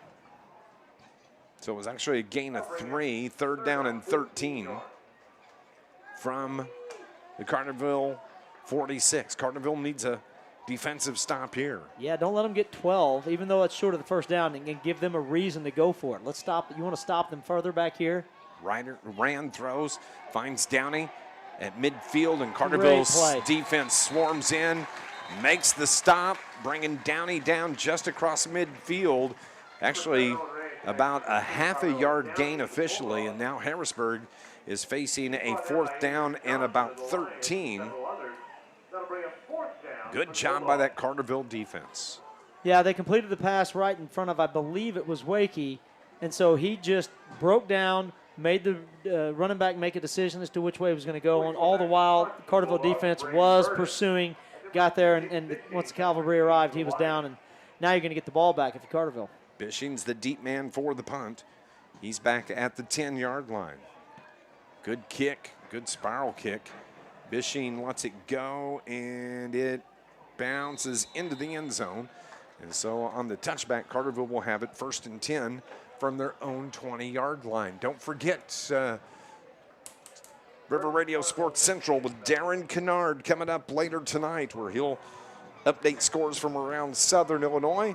Just follow along on Facebook and on Twitter. That'll be late tonight, probably after 10:30 or so, with Darren Kennard, River Radio Sports Central. And we'll be naming our John A. Logan College. I have a coach interview for John A. Logan College. And we'll name our Charlie's Air Conditioning and Heating player of the game. Carterville has it at their own 20. Getting away as Skelcher finds our receiver, Mason Watson, hit him right in the numbers, but I think he may have heard some footsteps. Yeah, not much of a change there. Skelcher was rushed hard and got out of the pocket. He did find Watts, who was open at the time, but they closed quickly on him, and the ball bounced off his shoulder pads. It was very fortunate for Carterville that Harrisburg did not pick up that ball. 2nd and 10. As this time it's the give to Chance Myers. Myers just busts it right up the gut, carries it out to the 30. That's going to be enough to move the chains, give the Carterville Lions a 1st down. Nice hole there. Good play call. You're getting them to over pursue a little bit. If you can get it past that first rush, the linebackers are gone. You have some space before you get anybody that can tackle your running back. Myers has been doing an outstanding job coming into the game. 184 yards on just 25 carries on the season for the sophomore. Van Horn in to give him a spell now. 1st and 10 from the 30. I think the snap was just a little tardy. I think Skelcher was expecting it. Carterville jumps early, so it's going to be a false start penalty on the Lions, and that's going to back them up. And with that being said, and I don't want to jinx him, but Cole Sims, as our center, has done a fantastic job this year. Yes, he has. How many times do you get to go 5 games, almost 6 games through the season without a snap over the head or rolling one back there? Like even good centers have those mistakes from time to time, and he's just been solid as far as taking care of the ball, getting to Skelcher and let him make the play. You got to, hats off to Cole on that. So it's 1st and 15. Now Skelcher throws, puts it up, caught by Bishing. He's hit right as he catches the ball. Are they going to give him the catch? Nope. They're going to say he was out of bounds, but a beautiful pitch and throw catch. And Bishing paid for the price, though. Yeah, I don't think the ball got there when it was supposed to get there. It looked like it came out of Skelcher's hand a little wobbly, and so it just floated into Bishing, and he got up in the air, and before he could hit the ground, he got his lungs knocked out of him. You talk about our center. I also want to give credit to Joel Sambursky. Not just the work that he does with the quarterbacks, but also with the center. Those snaps have got to be there. Yep. And like you said, they've been outstanding.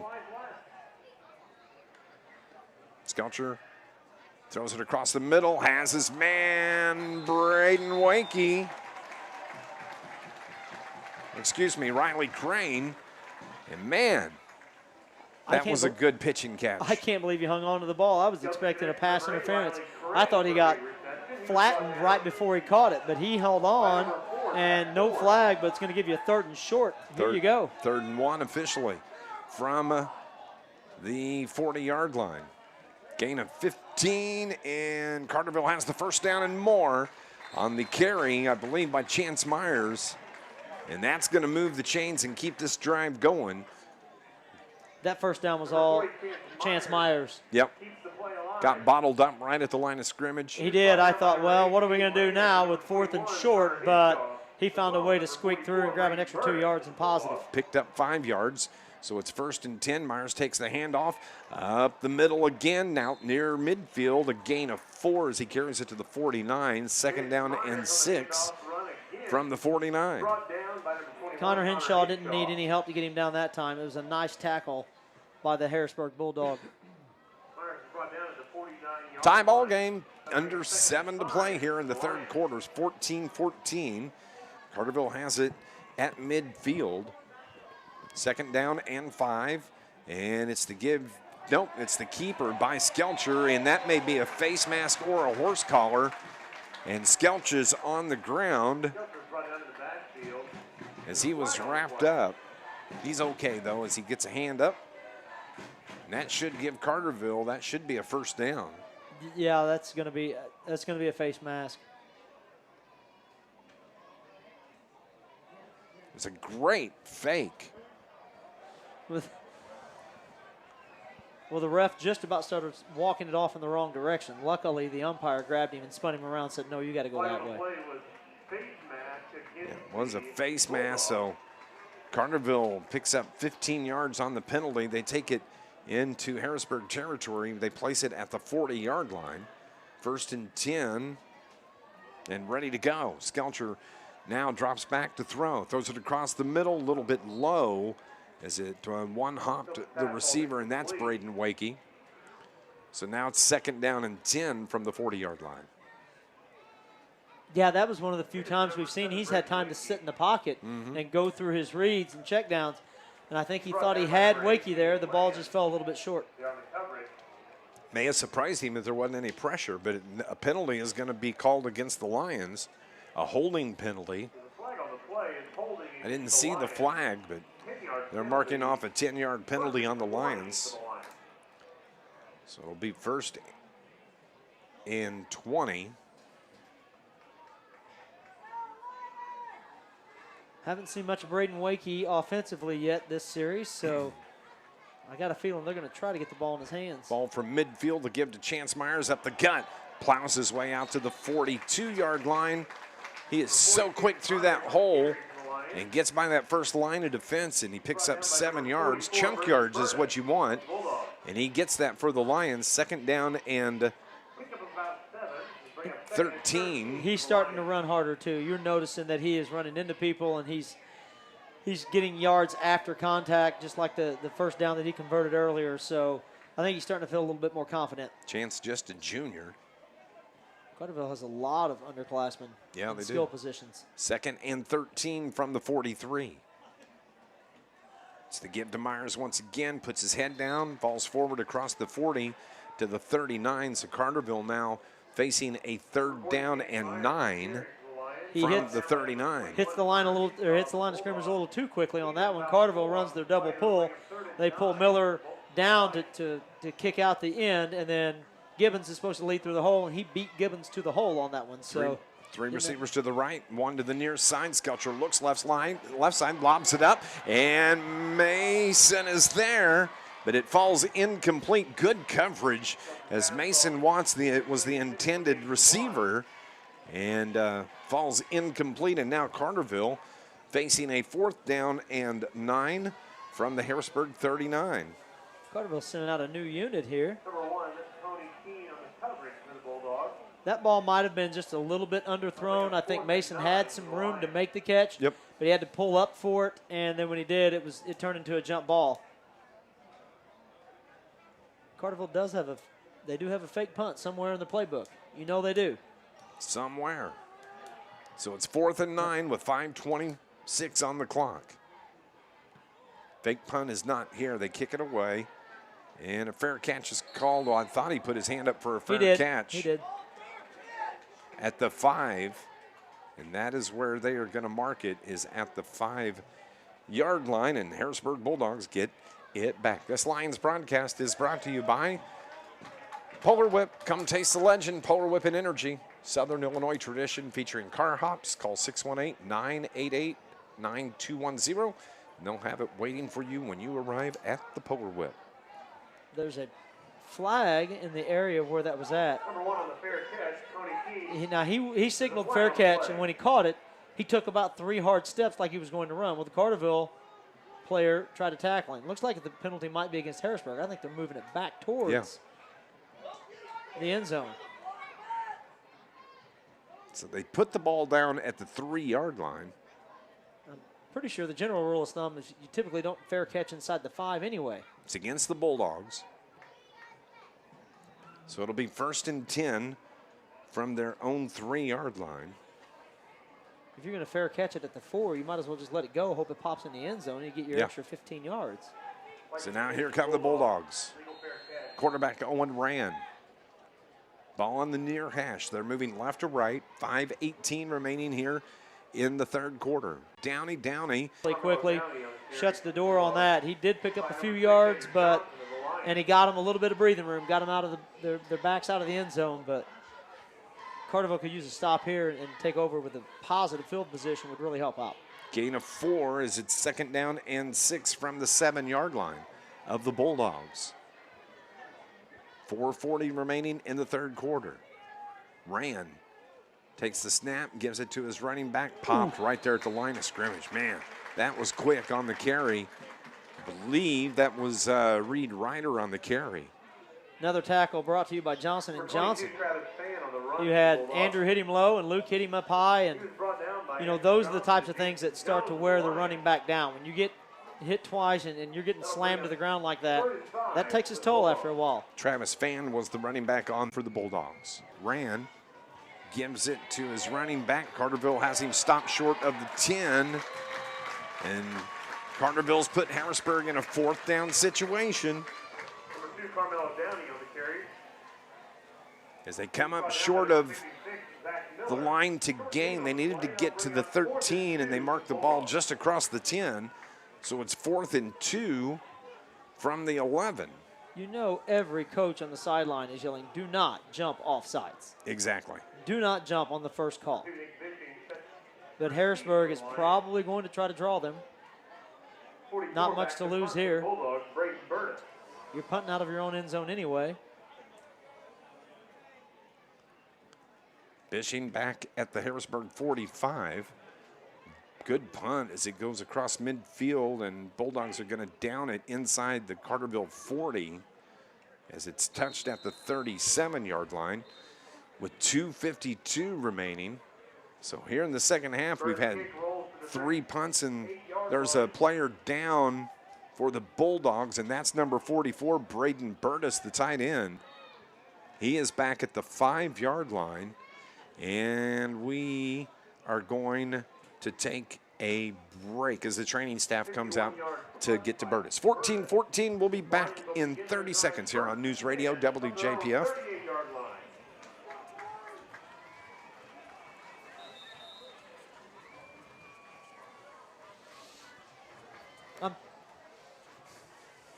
He's moving like it was a cramp. Like they Yeah. brought him some water out there, and he was stretching that out while he was on the field. So it doesn't look like it's anything that's any long-term damage.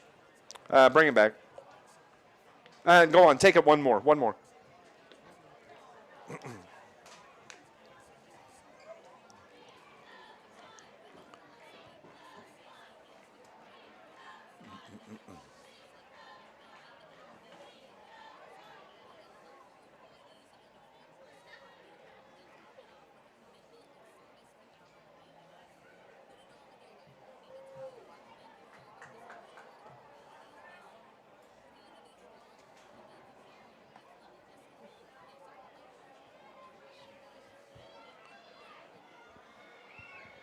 Updating a couple of scores, DuQuoin and West Frankfort are in the third quarter. It's 14-6 DuQuoin over the Redbirds.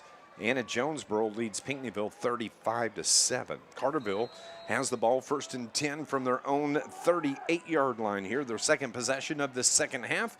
Skelcher takes the snap, rolls to his left, throws as a man open. That was Bishing, but it was a little bit too high and off the fingertips of Nick Bishing. Second down and 10 now from the 38. I haven't seen Carterville attempt the screen pass yet this half. It doesn't look like we're leaning on that, but I don't think we've taken it out of our playbook altogether. I just think that we're testing out the waters, maybe trying to move them back a little bit, stretch them down the field. Right now it looks like a situation where we could possibly run it. They're giving pretty soft coverage over here on the Carterville sideline. 3 receivers left side, but it's the give to the running back. That is Van Horn. Van Horn hops over one defender, falls forward to the 41-yard line. It's going to be a gain of 3, bringing up third down and 7 for your Lions. Carterville doesn't get a first down here. This is a quick possession. Third and 6 officially clocked with 2:20 remaining in the third quarter. 7-7 was the score after 1. It was 14-14 at halftime. That's where we stand right now. Each team has punted the ball away on their possessions here in the third quarter. This is the second possession for the Lions in the second half. Van Horn comes out, and we brought in Doan, another receiver. 2 receivers left. They put a man in motion. Now Skelcher throws back across the middle off the hands of Doan on the backside slide by the receiver coming off the right side, and now Carterville is in a 4th down and 7 situation. Yeah, an opportunity lost there by the Lions. They had Harrisburg pinned deep in their own territory, back on the 3-yard line. Got the stop, and then you get the ball back in decent field position and a quick 3 and out, and basically it just improves Harrisburg's possession situation here. So now Carterville's going to punt it away. Snap, kick is allowed to hit and rolls inside the 20. A good roll for the Carterville Lions as it is all the way down to the 10-yard line. And coming in to fall on it for the Harrisburg Bulldogs was Trenton Price. which is kind of dangerous, but works there. Hey, this Lions broadcast is brought to you by Stephen Rich's Barber Styling, a full-service salon on Division Street in Carterville, open Tuesday through Friday from 8 until 5, Saturday from 8 until 2. Favorable row, once again, you've got Harrisburg pinned deep. You want to make sure you don't give up the big play. If you force Harrisburg to put together a 12, 13 play drive, you're hoping something happens defensively. You get a turnover, maybe a fumble, force that punt later on. So just don't give up the big play here and rely on your defense to make some nice stops. Owen Rand, the quarterback, operates from the shotgun the entire game. Puts Reed Ryder in motion, and it's the pitch to Ryder, and he spins his way out near the 15. It's going to be a gain of about 5 for the Bulldogs. 2nd and 5 now from the 15. One of the Lions is a little slow to get up. Carson Banks over there is a little slow to get up, but he ran a long way to pick up those 4 yards. He comes from the end over here, goes in motion, gets the pitch, and took a long route for a short gain. Gain of 4 on that carry by Ryder. So it's 2nd down and 6 from the 14.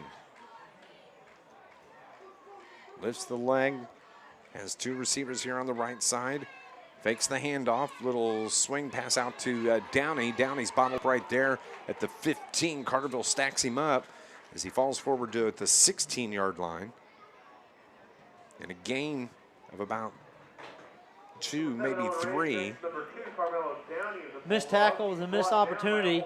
Could have been a loss of 2, and he did slow him down long enough. Carterville's pursuit has been really good. You're seeing a lot of Carterville Lions from the backside. They're not playing lightly. They're not being lazy out there. They're just, they've got a long way to go. Harrisburg is going from outside of one hash all the way to the outside of the other hash every play, and they're running Carterville to death. 3rd and 4 from the 16. 15 seconds remaining here in the 3rd quarter. Still time for 14-14. Rand has some pressure, puts it up, picked off by Carterville. It's picked off by number 13, Jamie Jones. And Carterville, I don't know what Rand was thinking, but man, they have great field position here with still 2 seconds left. Carterville had 2. He's giving Carterville exactly what they needed. A little shot in the arm right here for in this 3rd quarter. So Carterville can run a play here to end the 3rd quarter. They have it at 1st and 10 at the 21. Skelcher gives it to Myers. Myers puts his head down, and he's stacked up at about the 18-yard line, but that is how the 3rd quarter is going to end. But Carterville, great field position here as we're going to roll over to the 4th quarter. We are tied 14-14. Stay with us. You're listening to Lions football here on News Radio WJPF. Ladies and gentlemen, it is time for the 50-50 raffle winning number. The final pot was $1,256. $1,256, meaning the winning split is $628. The winning ticket number is a purple ticket, 441175. Purple ticket number 441175. You're the winner of $628. Winners should make their way immediately to the 50-50 table near concessions. Thank you for supporting Carterville Band.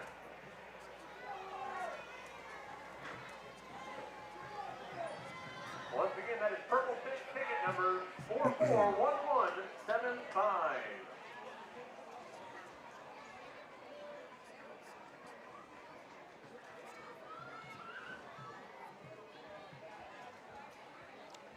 Fourth quarter action here with your Carterville Lions and the Harrisburg Bulldogs. We're tied at 14. Carterville has the ball. 2nd down and 6 from the Harrisburg 17-yard line after the interception by Jamie Jones right before the end of the 3rd quarter. So Carterville, great opportunity here. Tied 14-14. 2nd and 6 from the Harrisburg 17. Skelcher gives it to his running back, and he comes out of there with the ball as Chance Myers as he tiptoes down the right sideline.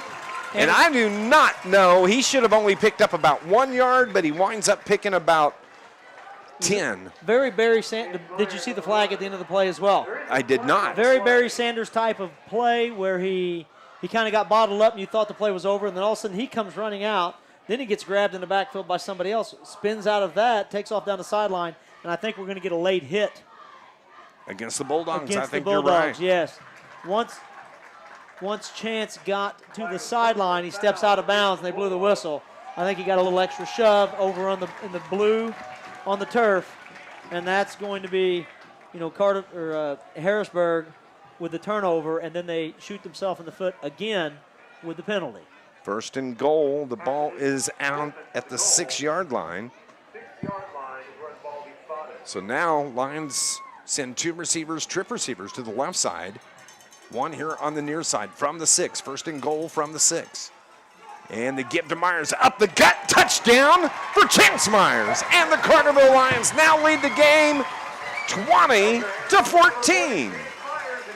I think Carterville's starting to say we found the answer to this Harrisburg defense, and it's Chance Myers right now. Big time work, and not without the efforts of Jamie Jones on the pickoff that gave the Lions the football and forced Harrisburg into their second turnover of the game. And the Lions promptly score to take the lead pending the extra point from Riley Crane. They got the Bulldogs the jump, so maybe Carterville can go for 2. Every week. Every week. I don't understand how teams are not watching this on film. Literally get an offsides on the defense on the extra point every week. St. Joe is the only time we didn't get that so far in the last 2 years, I think. So after the penalty, we'll move the ball to the 1. Carterville huddles up. But they'll tee it up for the extra point. They lead it 20-14 with 11:47 on this fourth quarter clock. The kick is good from Crane, and it is 21-14. Carterville has the lead. Stay with us. More coming up here on News Radio WJPF. 14.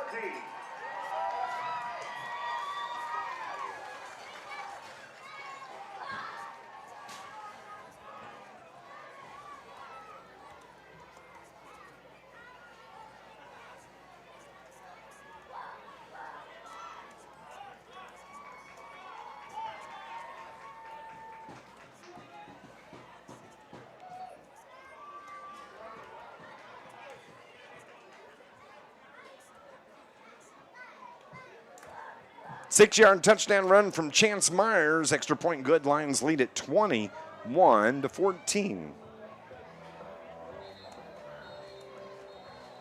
Yeah, we talked about the extra point, and you may say, well, if we got him to jump off sides and we got it to the 1 yard line, why wouldn't we just go for 2? But I think right now, Riley Crane, he's on a roll. He's kicking those extra points, and you know there's going to be some more points scored in this game. You take a point when you can get it, and you don't mess around and try to do something fancy. Drawing them off sides, that's just part of our cadence. That's what we do. And getting that extra half yard or yard, whatever it was, really isn't going to impact what we do game-wise. Riley Crane has it teed up at the 40-yard line. And the kick hits at about the 20. It's picked up there by Tony Keene. Keene takes it to the far side of the field, cuts it up at the far hash, and brought down from behind. And this touchdown has really kind of fired up this Carterville crowd. The Carterville sideline, and Harrisburg Bulldogs now with their first possession here in the fourth quarter. They trail at 21-14. Looked like Andy Johnson again on part of the tackle, but as you mentioned, he was in hot pursuit. Was Malachi McGee right behind him, ran him down, and kind of pushed him into that coverage.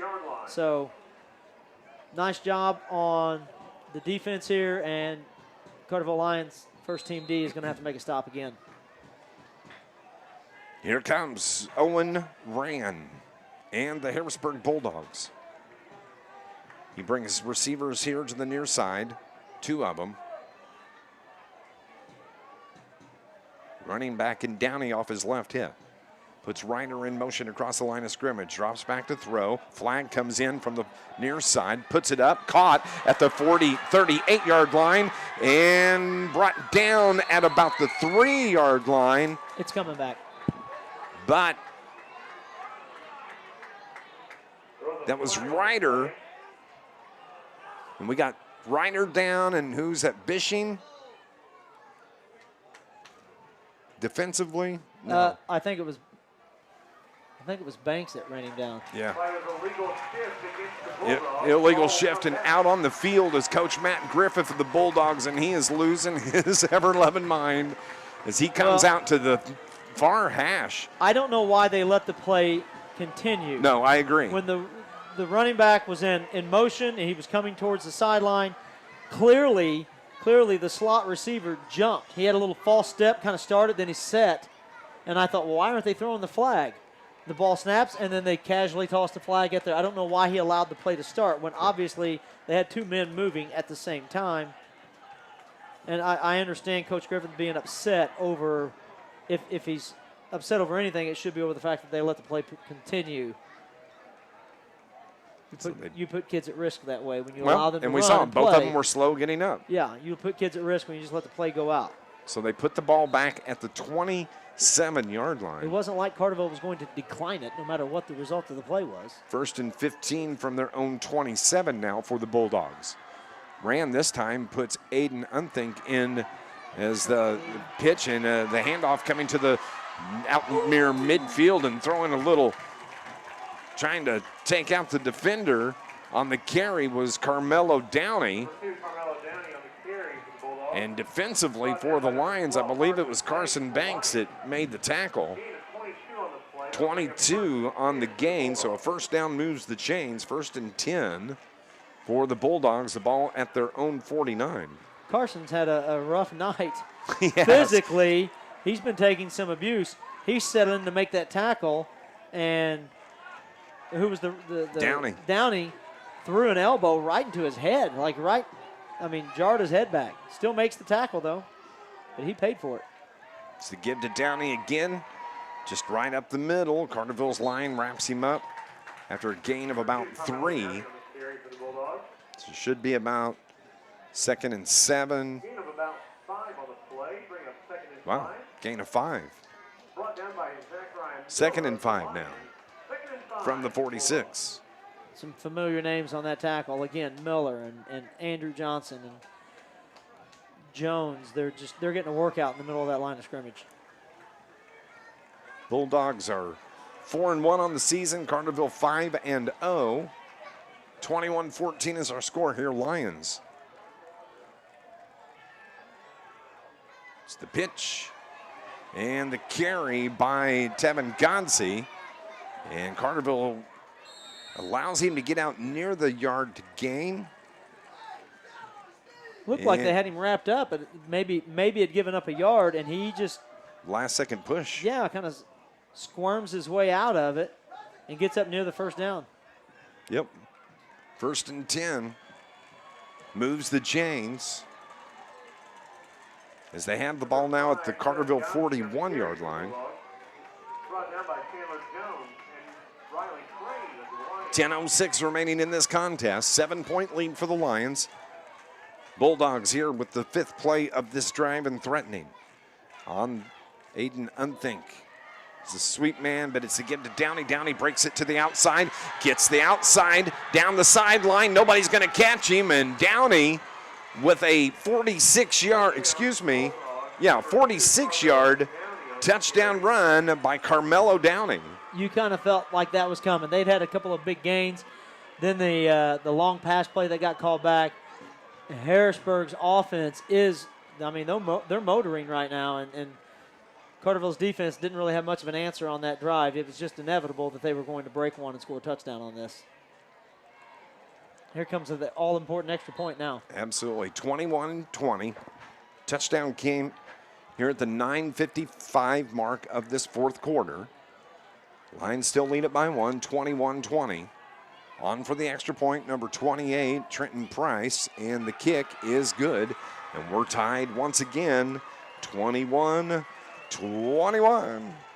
We'll be back in 30 seconds here on News Radio WJPF. With 9 minutes and 55 seconds left to play in the game, the score is tied 21-21.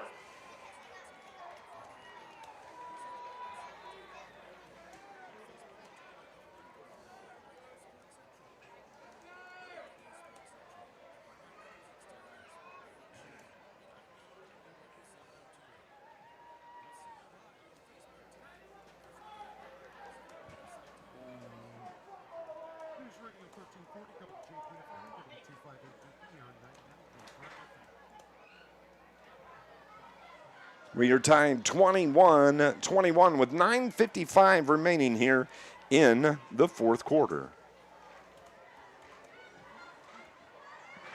Little different type of slug match than what we saw last week. It was the battle of the big plays, and here it looks like both teams are just methodically moving the ball down.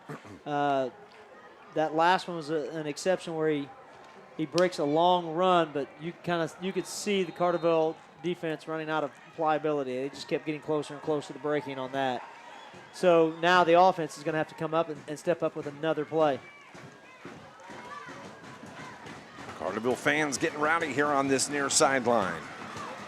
And the kick is away, and it's taken at the 5-yard line by the Lions.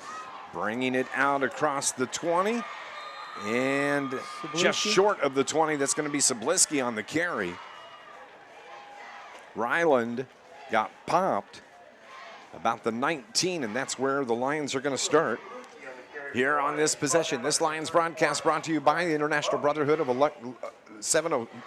IBEW Local 702, providing a better lifestyle for members, a better life for all. 9:49 remaining here in the game. Carterville's last drive was set up by the Jamie Jones interception. They had a short field to work with. It's been a while since we've seen them sustain a long drive, so that's what they're going to have to figure out now. Trip receivers to the right side for the Lions, one to the far side.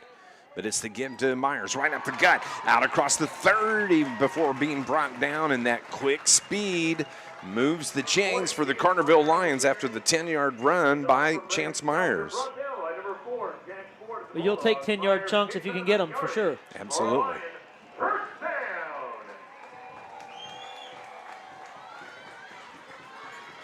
First and 10 from the 30. This time, Sculpture looks to throw. Found his man at the 35. That is Braden Wakey. And Wakey out to about the 37-yard line, and he's slow to get up and actually. Going to be a flag on the play. In the backfield, I think it's going to be on Chance Myers. It looks like a hold, maybe. Braden is still on the turf here below us.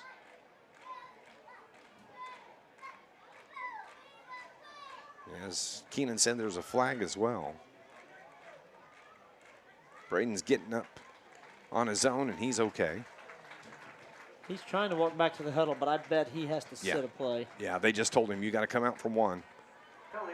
False start against the Lions. False start against the Lions will back them up 5 yards, so it'll be 1st and 15 from the 25-yard line. So, again, I don't understand on the false start. Maybe we get some clarification on that. Why on a false start is it not a dead play? The penalty's prior to the snap. Yep. Why put players like Braden Wakey at risk? Exactly. 1st and 15. Screen pass, and fortunately for the Lions, it goes out of bounds. That was close to being a lateral off the hands of Chance Myers. I thought the same thing. It looked like that could easily have been ruled a backwards lateral, which would have meant you would have lost the yards when the ball went out of bounds. But they rule it just incomplete, so it's 2nd down and 15. Don't forget, go over to 1035ESPN.com. Check out the Banterra Bank scoreboard. This game tied at 21. 2nd and 15. Skelcher looks across the middle, has his man, and it was Riley Crane, the intended receiver. Is that Riley or is that Doan? I think that's Doan. It is Doan. Just couldn't hang on to it as he got popped just as the ball got to him. He did. Throw was a little low, and he went down to catch it, and he was popped as soon as he caught the ball, and it knocked it out. And it was a good, clean play by the defensive back and a hard ball to catch, hard ball to hang on to for sure. Now Carterville's got to find a miracle here with the 3rd and 15. 9:15 remaining. Skelts takes a few steps left. Manny had pressure on him, and the pass is incomplete out on the far sideline. It was Bishing, of course, the intended receiver. And Skelcher was feeling some pressure, and now Carterville is in a 4th down and 15 situation where they are going to have to punt the ball away, as there is 9 minutes and 10 seconds remaining here in this contest. And you've got to give credit to this Harrisburg defense. Yeah. They pursue. They have been in our quarterback's face all night long. Their coverage downfield has been very good, not to mention the pick. High snap, but controlled, but a really short kick hits at the 43. Curls around, Carterville falls on it at the Carterville 43-yard line, and that's where the Bulldogs are going to start. Here with just 9:01 remaining in this game, it's 1st and 10 from the Carterville 48-yard line. Well, you got to find a way to throw some water on the momentum that Harrisburg had their last possession. They were just taking big chunks of yards when they wanted to, so it looked like they were running a lot of motion sets and trying to feed the ball off the outside. So here come the Bulldogs. And their quarterback, Owen ran from the shotgun. 2 receivers near side. It's the pitch to the jet back as he cuts it up at the 45, out near the 40 before he's pushed out of bounds. On the carry, and the pitch is Reed Ryder. It's going to be a gain of 4, bringing up 2nd down and 6 for the Bulldogs. Yeah, Johnson again on the play right there. But Carterville's getting good pursuit, but it takes more than one man to bring him down. And we're not doing a great job of that open field tackle right now. Tied at 21. Clock moves with 8:25 remaining in the game. Ball on the near hash. Harrisburg moving right to left. Rand gives it to Downey. Downey stopped and thrown back after a gain of maybe 1, maybe 2. It's going to be a gain of 1. So now it'll be 3rd down and 5. As the ball is at the 39. Jamie Jones and company hit him right at the line of scrimmage, and that was finally a time where it looked like Carterville's defense really kind of stuck him. Pushed him back and threw him to the turf. It's been a good ball game. We're tied at 21. 3rd and 5 from 39 for the Bulldogs. They have it in Lion territory. Now Rand looks to throw, drops way back, throws him to Downey, and Downey is popped short. He was down short of the line of scrimmage. Now it will depend on the mark, and they're going to mark him short as he stretched out. Yeah, it's a favorable mark for Carterville here. So now it is 4th down and 1. Actually, officially 2. Looks like they may go for it here as they have the ball at the Carterville 36. Clock is moving with under 7 to play. The ball is at the 36-yard line. The Lions fans making noise. Lions need a stop defensively. You're going to look at this play on film tomorrow and say this was a big pivotal moment in the game right here. 4th and 2 from the Lion 36. Timeout is taken by the Harrisburg Bulldogs and Matt Griffith. We'll take a break as well. We'll be back in 60. We're tied at 21. Bulldogs are threatening on News Radio WJPF.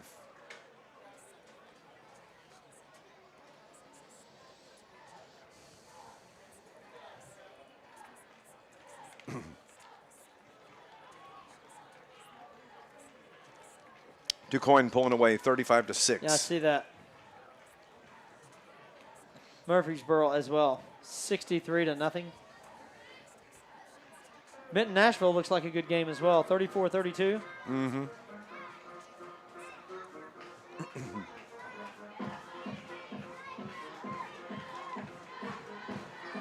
Hey, everybody online, good evening to you. Thank you for watching. Good ball game. Wish you were here. Love you, mean it.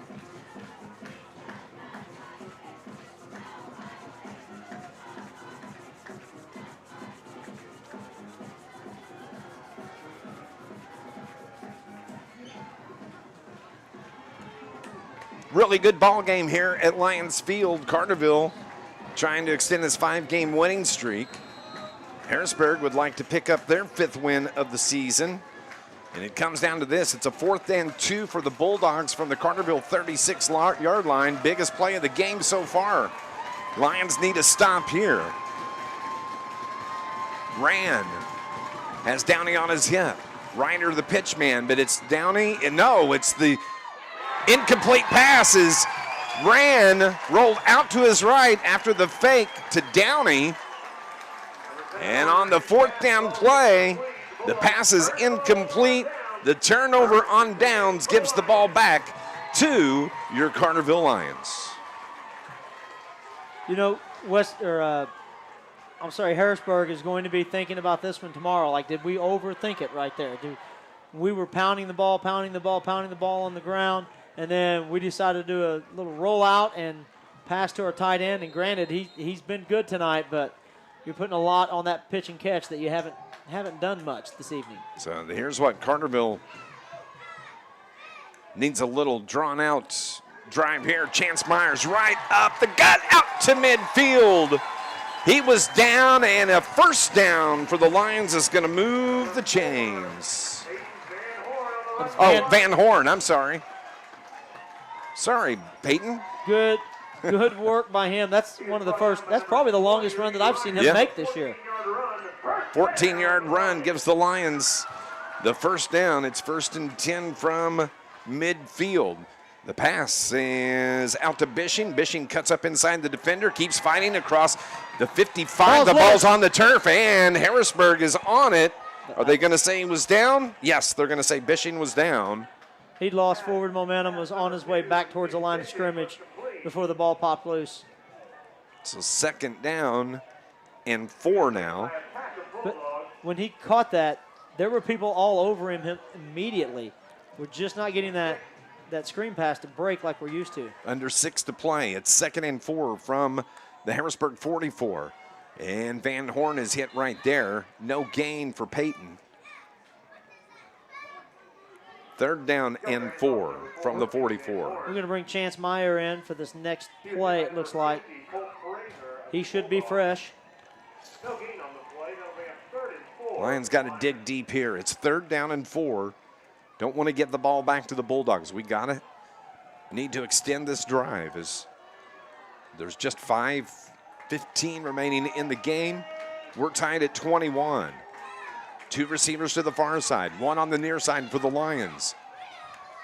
It's the give to Myers. First down across the 35.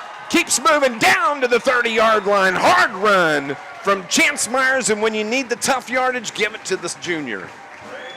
Oh yeah, he had it. He had the first down before contact was made. Nice job of seeing the field, taking a little lane to the outside and grabbing the extra 5 or 6 to put you in scoring position here. And the clock continues. It stopped while they moved the chains.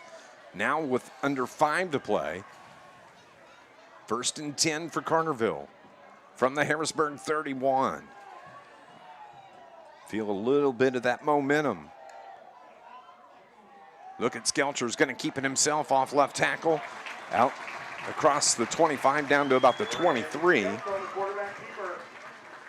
2nd down for Carterville.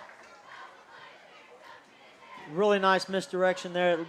They've been handing the ball on the running that weak side trap to Meyer, and then this time Skelcher just kept it and took the ball back towards the long side of the field. Picked up 8, so it's 2nd and 2 from the 23 with 4:15 remaining. Clock continues to roll. Now it's the give to Myers, and he's popped right there. Wow, blasting through that line of scrimmage, number 50. I believe that was Colt Prather. So we had a pull play set on there. Jackson Smith, our left guard, turns to pull, and I think he got tripped up before he could pick up that man, and so it was just it was a kill shot on Chance before he even got a chance to move the ball. Loss of 3, so now the Lions are looking at 3rd and 5 from the 26. Well, that was a big-time stop by Prather. He came blasting through there. 3:35 remaining in this tie ball game.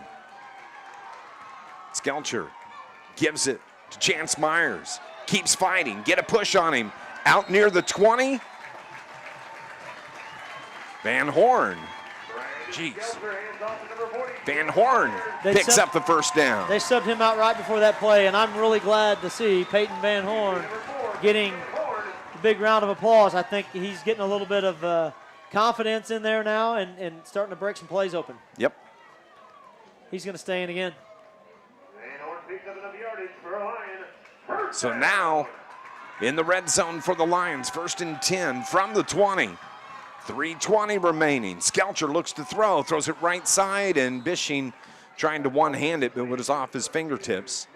And so now Lions are looking at 2nd and 10 from the 20. Yeah, not much there. If he would have caught the ball, he had a defensive back on his hip, and I'm not so sure if Skelcher was throwing him the ball or just trying to get rid of it, get it out of here. 2nd and 10, 3:18 remaining. 2 receivers near side, 1 to the far side. It's the give to Van Horn up the middle, across the 15, across the 10, and he falls down to about the 8-yard line, and that is giving Carterville a 1st and goal from the 8-yard line. Man, I'm so happy Peyton Van Horn is back. Yeah, he's getting down, running downhill. Right now, you don't want to be the man that has to tackle Peyton Van Horn. He has done a fantastic job in this second half of carrying the ball. Just over 3 minutes remaining. Carterville has it, 1st and goal to go from the 8. Van Horn, the running back, and timeout is called by the Bulldogs with 2:55 remaining here in the game. We will take a break as well, tied at 21, but your Lions are threatening here on News Radio WJPF.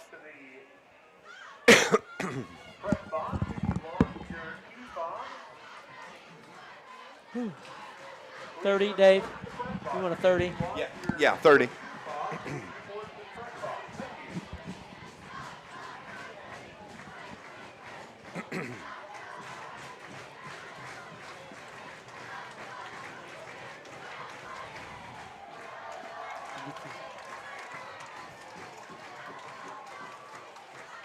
This game was tied 7-7 after the first quarter, tied 14-14 at halftime, tied 14-14 at the end of the third, and here with 2:55 remaining in the game, we are tied 21-21, but your Carterville Lions have the ball, 1st and goal from the 8-yard line.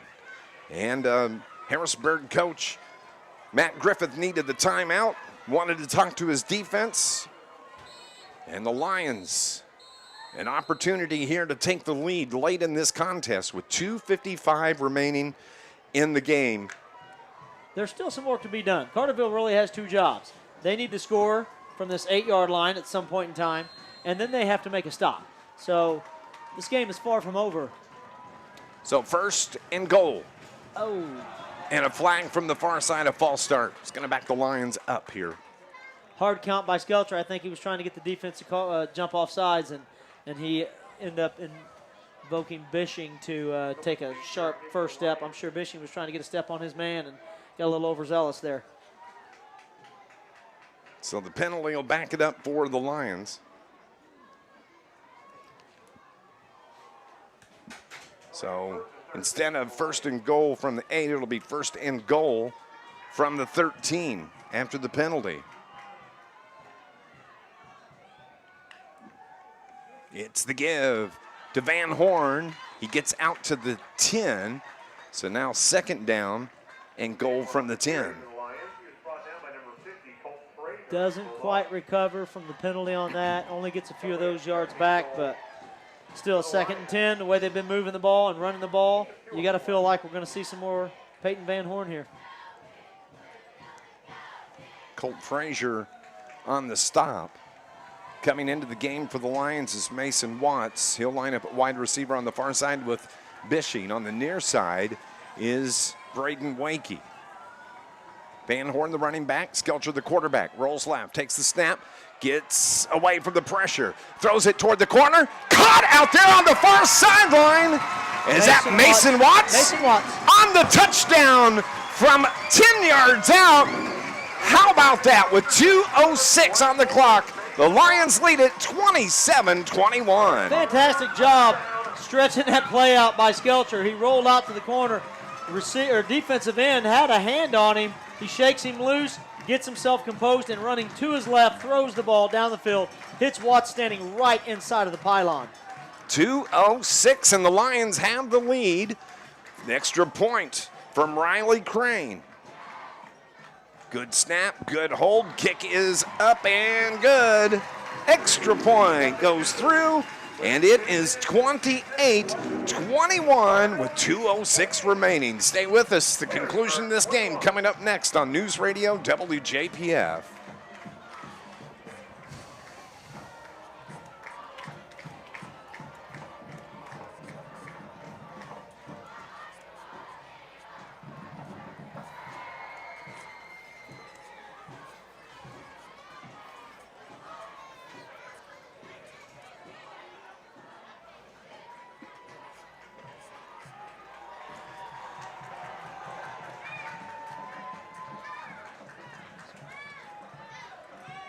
Ten-yard touchdown pass from Brandon Skelcher to Mason Watts. Lions are up 28-21. Both teams with 2 timeouts, a little over 2 minutes to go. So we have seen some crazy things this year already. So there's no guarantee that you can predict how this one's going to end.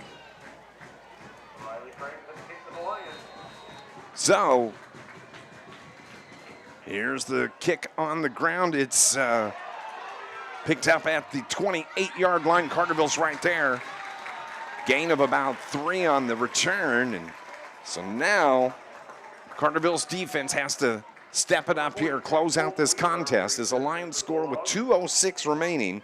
They lead at 28-21 with 1:59 remaining. It's going to be 1st and 10 for the Bulldogs. And they put the ball down at the 34-yard line of Harrisburg.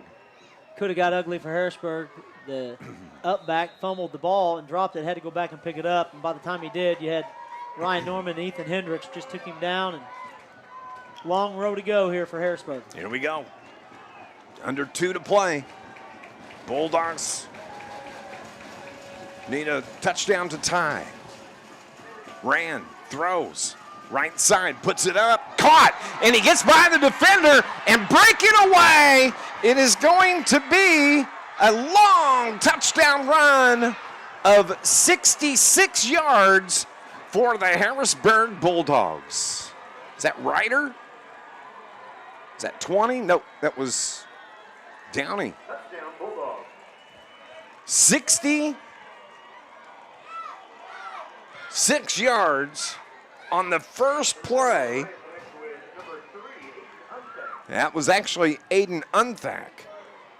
So We saw last week with St. Joe when we had the lead late in the game, and our defensive coaches were trying to get our D-backs to back up, back up, back up. Don't let anybody behind you. Passes in front aren't going to beat you. And then here we get drawn in a little bit, and he just ran right. He ran right past our defenders and had, I mean, he walked it in. yeah. This Carterville crowd stunned. The first play, 66-yard patch, and on the reception it was Aiden Unthank.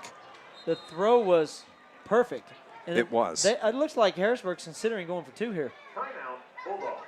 They should. They're going to go for the win. We'll take a break for 30 seconds as well. 28-27 pending the extra point here on News Radio WJPF. Wow. Wow, wow, wow.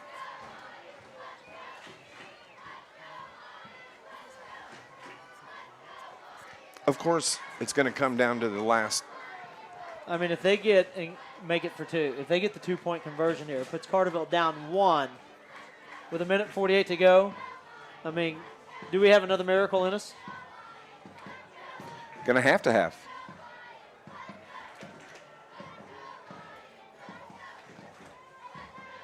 Murfreesboro meet Madison this evening 63-0. Centralia leads Marion 35-20 midway through the fourth. 28-27 is our score here at Carterville. Harrisburg just scored on a 66-yard touchdown pass from Ran to Unthank, and it looks like the Bulldogs may be going for two. 28-27 the score. Carterville needs a stop here. That would be huge if they could stop them. The ball rests at the 3-yard line. The 2-point conversion attempt by quarterback Owen Rand. This is for the game right here, basically, for the Bulldogs. Rand takes the snap, gives it to his fullback. They get it in. The 2-point conversion is good, and the Bulldogs lead at 29-28 here. Boy, that was a big call. That was a big call.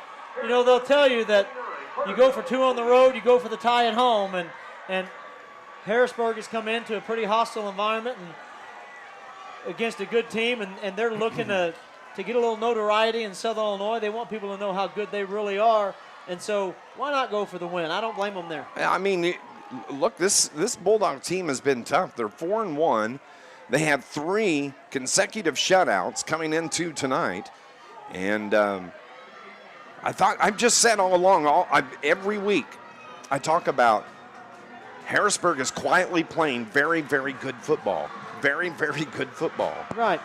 And look at this. They got the 1-point lead, 29-28.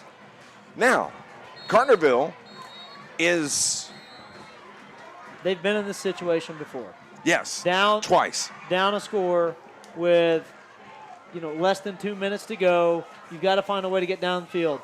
Now, in those other games, Carterville had really been connecting.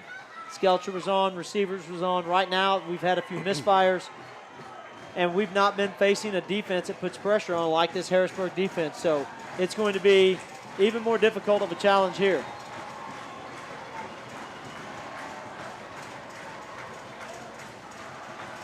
Harrisburg did have to call a timeout to set up the 2-point play. So they're down to 1 left. Carterville has 2 timeouts according to the scoreboard. So the ball's teed at the 40. Carterville sends their 3 back deep. I'm sure Harrisburg will probably squib it. They don't want to. No, they kick it away, though.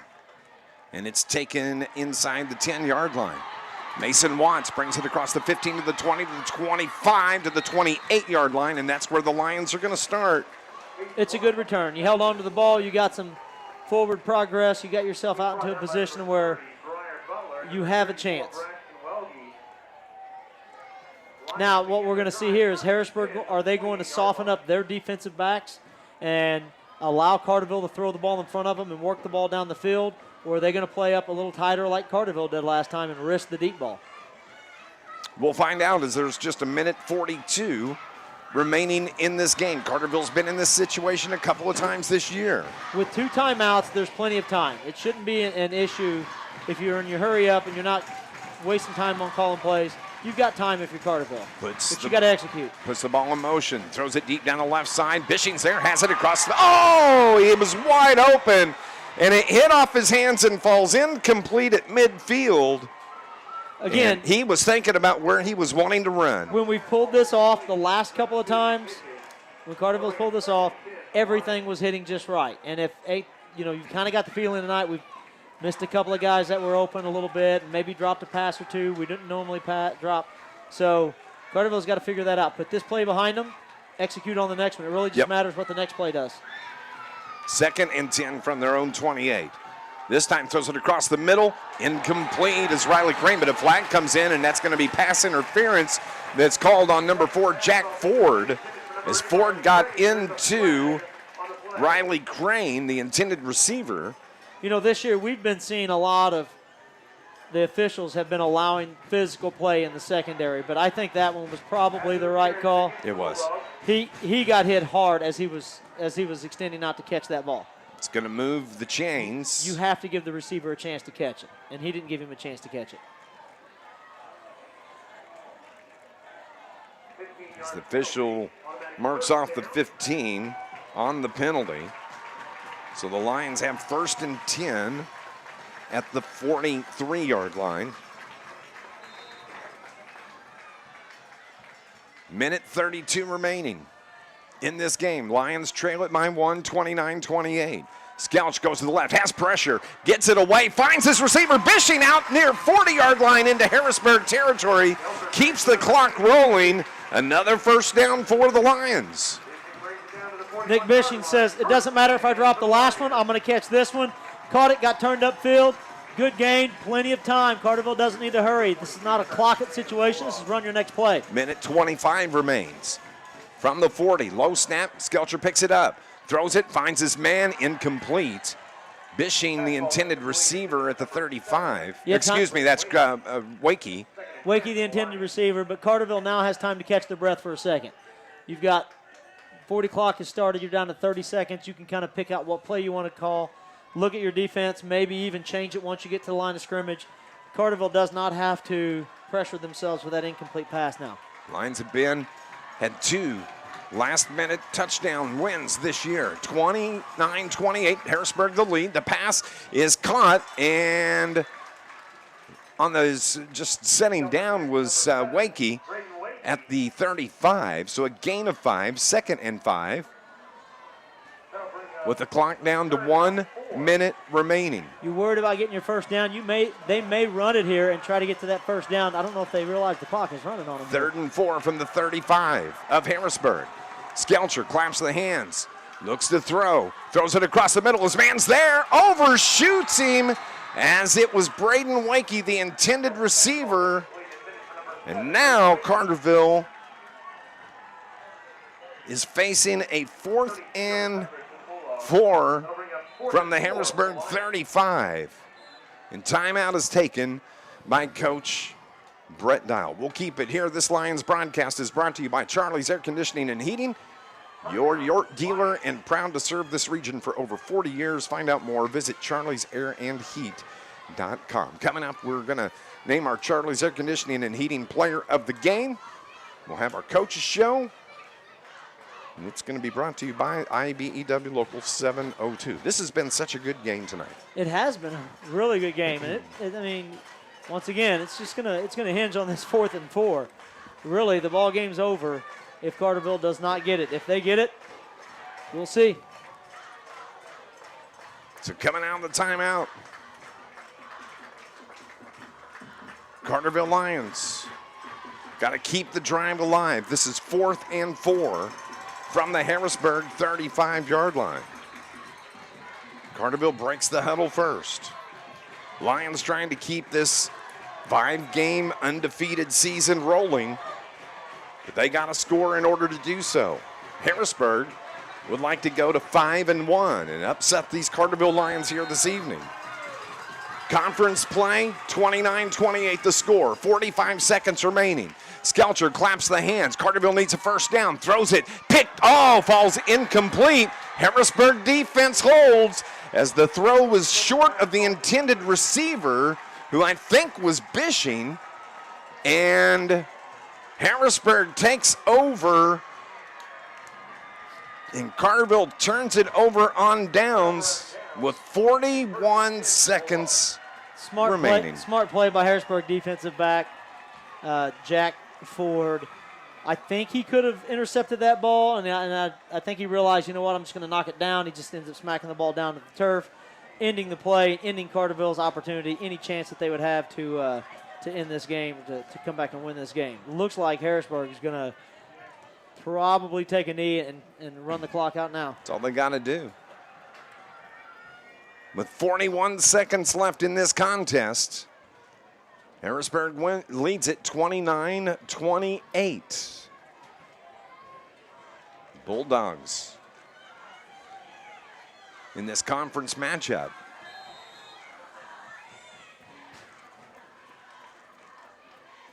Takes the knee. That's going to be the ball game. 29-28, the Harrisburg Bulldogs beat your Carterville Lions here tonight in conference play. And that is the final score, 29-28. Congratulations to Coach Matt Griffith and the Harrisburg Bulldogs as they upset the Carterville Lions here tonight at Lions Field, 29-28. Stay with us. Our IBEW Local 702 postgame show is next on News Radio WJPF.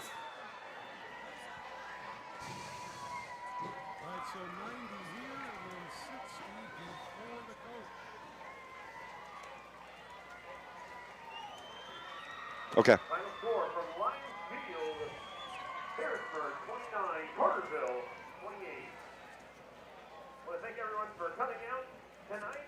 The Lions will be back at home next week, taking on the Massac County Patriots. We'd like to see everyone out here once again next Friday night. On behalf of everyone here at Carterville Athletics, we wish everyone a safe drive home.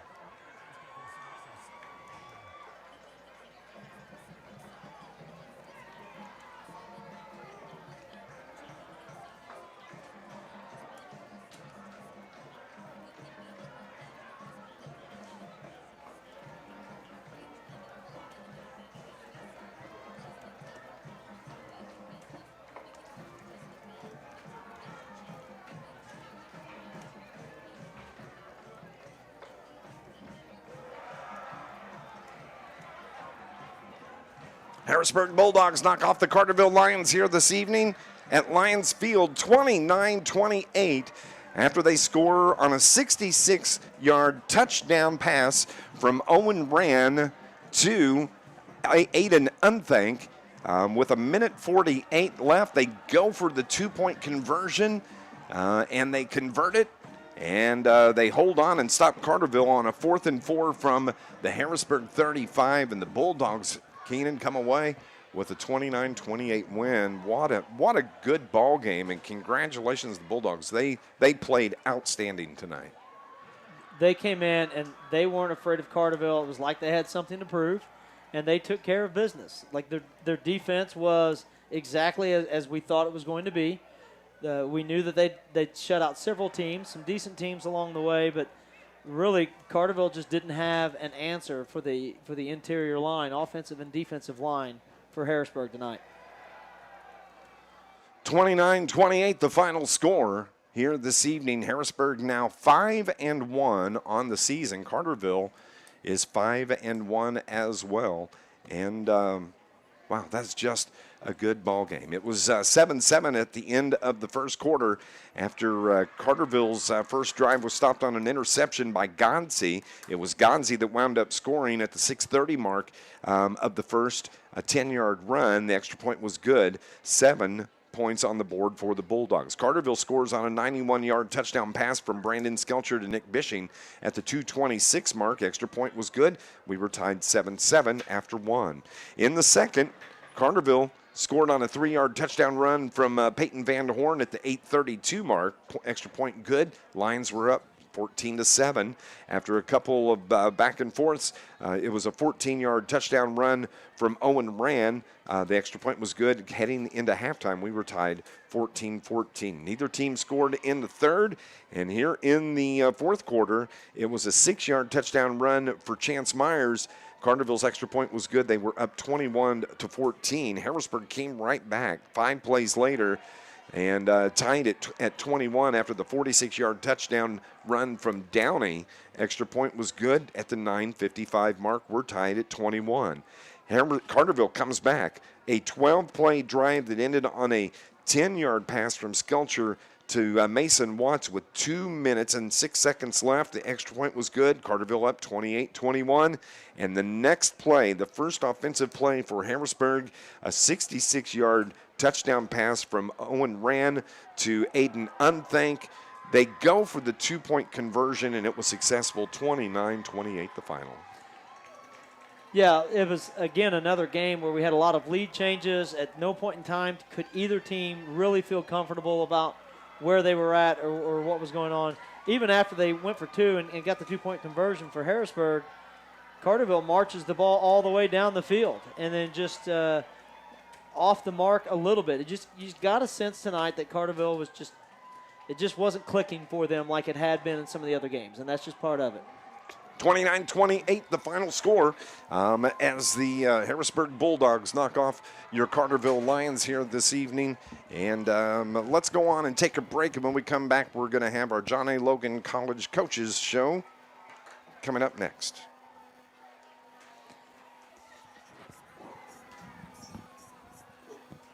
All right, this is your 60, and you're good to get out after this. Okay.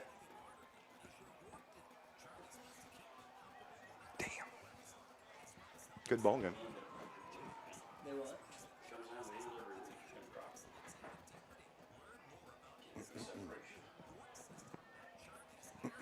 That's what we're saying. Nobody can feel comfortable the whole game.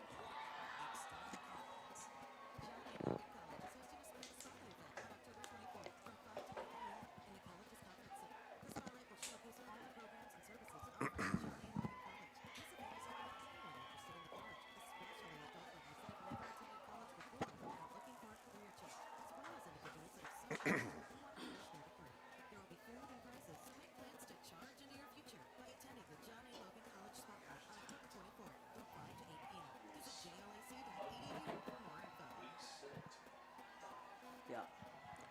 29-28, the final score. The Harrisburg Bulldogs beat your Carterville Lions tonight here at Lions Field in a good ball game. It was back and forth, never a big lead by anybody, but two big plays. It really came down to here in the fourth quarter. Carterville scores with 2:06 left on a 10-yard pass from Skelcher to Watts. But, man, the next offensive play, a 66-yard touchdown pass from Rand to Unthank with 1:40 left. And then came the decision going for two. Big call, Coach Brett Dial. They converted the two-point conversion, and you drop one by one. Yeah, I mean, give them a lot of credit. That's a good football team. They're big, they're physical. They've got some athletic kids that could go out there and run with us a little bit. And, they've got a nice run game where they can really attack us and kind of keep us honest. And then, they throw one up and get behind us, with 2 minutes to go, which, that's a breakdown. That's a mistake. But it is what it is. I mean, the same guys that maybe let somebody behind them are the same guys that ran 50 routes and, they're just tired. It just happens. Sometimes, if we're going to sit up here and, week 3 and week 5 and celebrate these last-minute wins, we got to come up here and face some music when it doesn't go our way. And, give them credit tonight. They made a great play to take that final lead. They made the decision to go for 2, which we knew was coming, and give their kids credit. They weren't going to be denied on that one. And but we still had a shot. I mean, we weren't done. So I applaud our guys for, marching the ball down past midfield and, at least – giving it a chance. And, I thought for a minute, man, there's no way we can do this again. But we're just a little short tonight. Like I said, you got to give those guys some credit. You're right. We had a chance. Carterville had a chance there at the end of the game. And it just had a little bit different feel for it. I feel like all night long we were just off the mark just a little bit. It wasn't one person or one particular play. It just felt like the whole night we were missing a little bit and still stayed in a good game with a good team and gave ourselves a chance to win. To look at a positive side, we were really glad to see Peyton Van Horn, come out and produce offensively and get some big plays and some big runs for the Lions again. We got a big contribution from a lot of guys tonight. Yes. Mason Watts had a nice game coming in for Parker Poole, and I thought, Chance had a pretty good game running the ball, and as did Peyton. And then a lot of receivers contributed. Doan was in the mix a little bit tonight. We still got Crane and Wakey and Bishing. I mean, there's just a lot of guys that are contributing, and that's going to make us better. It makes us tough to stop. I thought we did a nice job at times tonight of running the football a little bit better. We had a couple drives where it was more run dominant, which we haven't done that a whole lot. We're going to need to be able to do that. We can't sit and throw every single play. We got to be able to keep people honest, and I thought our running backs did a pretty good job, and our offensive line, especially in that last drive, they were really doing some good things. So, there's a lot of positives, and I knew this was going to be a tough game for a lot of reasons. It's going to be a tough game first and foremost because they're a good football team. I'm not making excuses at all, but coming off of a big win like that last week, I knew that was going to be trouble. And it didn't help that it's 90 degrees out here at the end of September, and our guys are gassed. So we got to find a way to get them a little bit of life, a little bit of legs back, and get ready for this final push. Coach, one of the things that the adjustments you and I talked about adjustments on our pregame show tonight was the adjustments you made at half, because you got to give their defensive line credit. They lived in the Carterville backfield that first half. They did. I think one of the things we did is kind of got out of our empty set. We put it back in the backfield to kind of help pick up some of that pressure.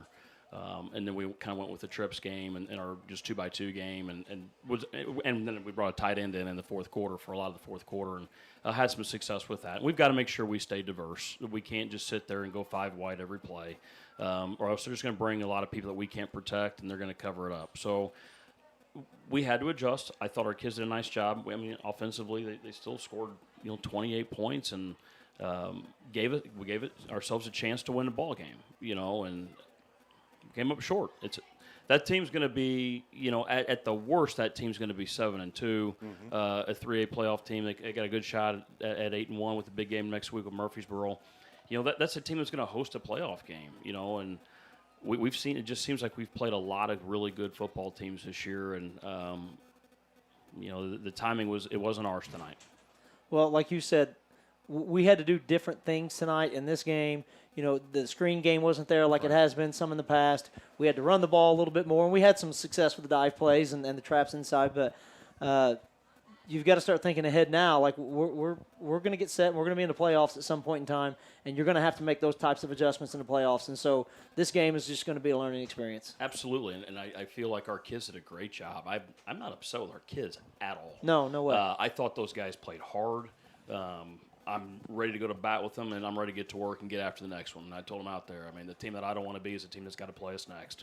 Yep, and next up is going to be senior night here for your Carterville Lions. Well, we're going to get after it, and I can promise you that. And those guys are going to be ready, and now we're a little hungry. And we've been, we've been on the positive side of a lot of stuff this season, a lot of stuff. And tonight we didn't get the break. So on to the next one. 29-28, the final score. Harrisburg knocks off and upsets the Carterville Lions here this evening at Lions Field. Coach, thanks. Thanks. Coach joining us here, our John A. Logan College Coaches Show. And Keenan, we need to name our Charlie's Air Conditioning and Heating Player of the Game, keeping you comfortable no matter what the weather is. I tell you what, for me, it comes down to 2 from Harrisburg in Owen Rand and I would say Aiden Unthink on that catch with 1:48 left. I would think would be one selection. Downey was outstanding for Harrisburg. We could go that way. However you want to go. And thinking from the Carterville side, one thing that I noticed is I don't know that they ever got a good block on Zach Miller tonight. I felt like he was the type of guy that Harrisburg is glad to get out of here and never have to see again. Yeah, no, I completely agree. Let's go on the Harrisburg side. Okay. I think let's go with we'll go with dual players of the game, Owen Rand and Aiden Unthink. That game-winning touchdown with just 1:48 left, 66 yards, and Unthink got behind the defenders and couldn't be stopped. He was not. They weren't going to catch him. That's the player of the game, brought to you by Charlie's Air Conditioning and Heating, punctual service and 5-star satisfaction and experience from over 40 years in the business. So Carterville's back here, senior night, next Friday night, as Massac County will come to town. We'll have pregame coverage starting once again at 6:45, and kickoff is slated for 7 o'clock. Thanks, buddy. All right, thank you. Good ball game. That's Keenan Clark. I'm Dave McKenzie. And 29-28, the final score. The Bulldogs over your Carterville Lions this evening here at Lions Field. Until next week, have a wonderful week. God bless. Do we need to do Yeah. for Darren? Yeah, we'll do it real quick. All right, good job. Jacob, I think we'll be just fine with you next week. And you guys have a wonderful weekend. Okay, thank you.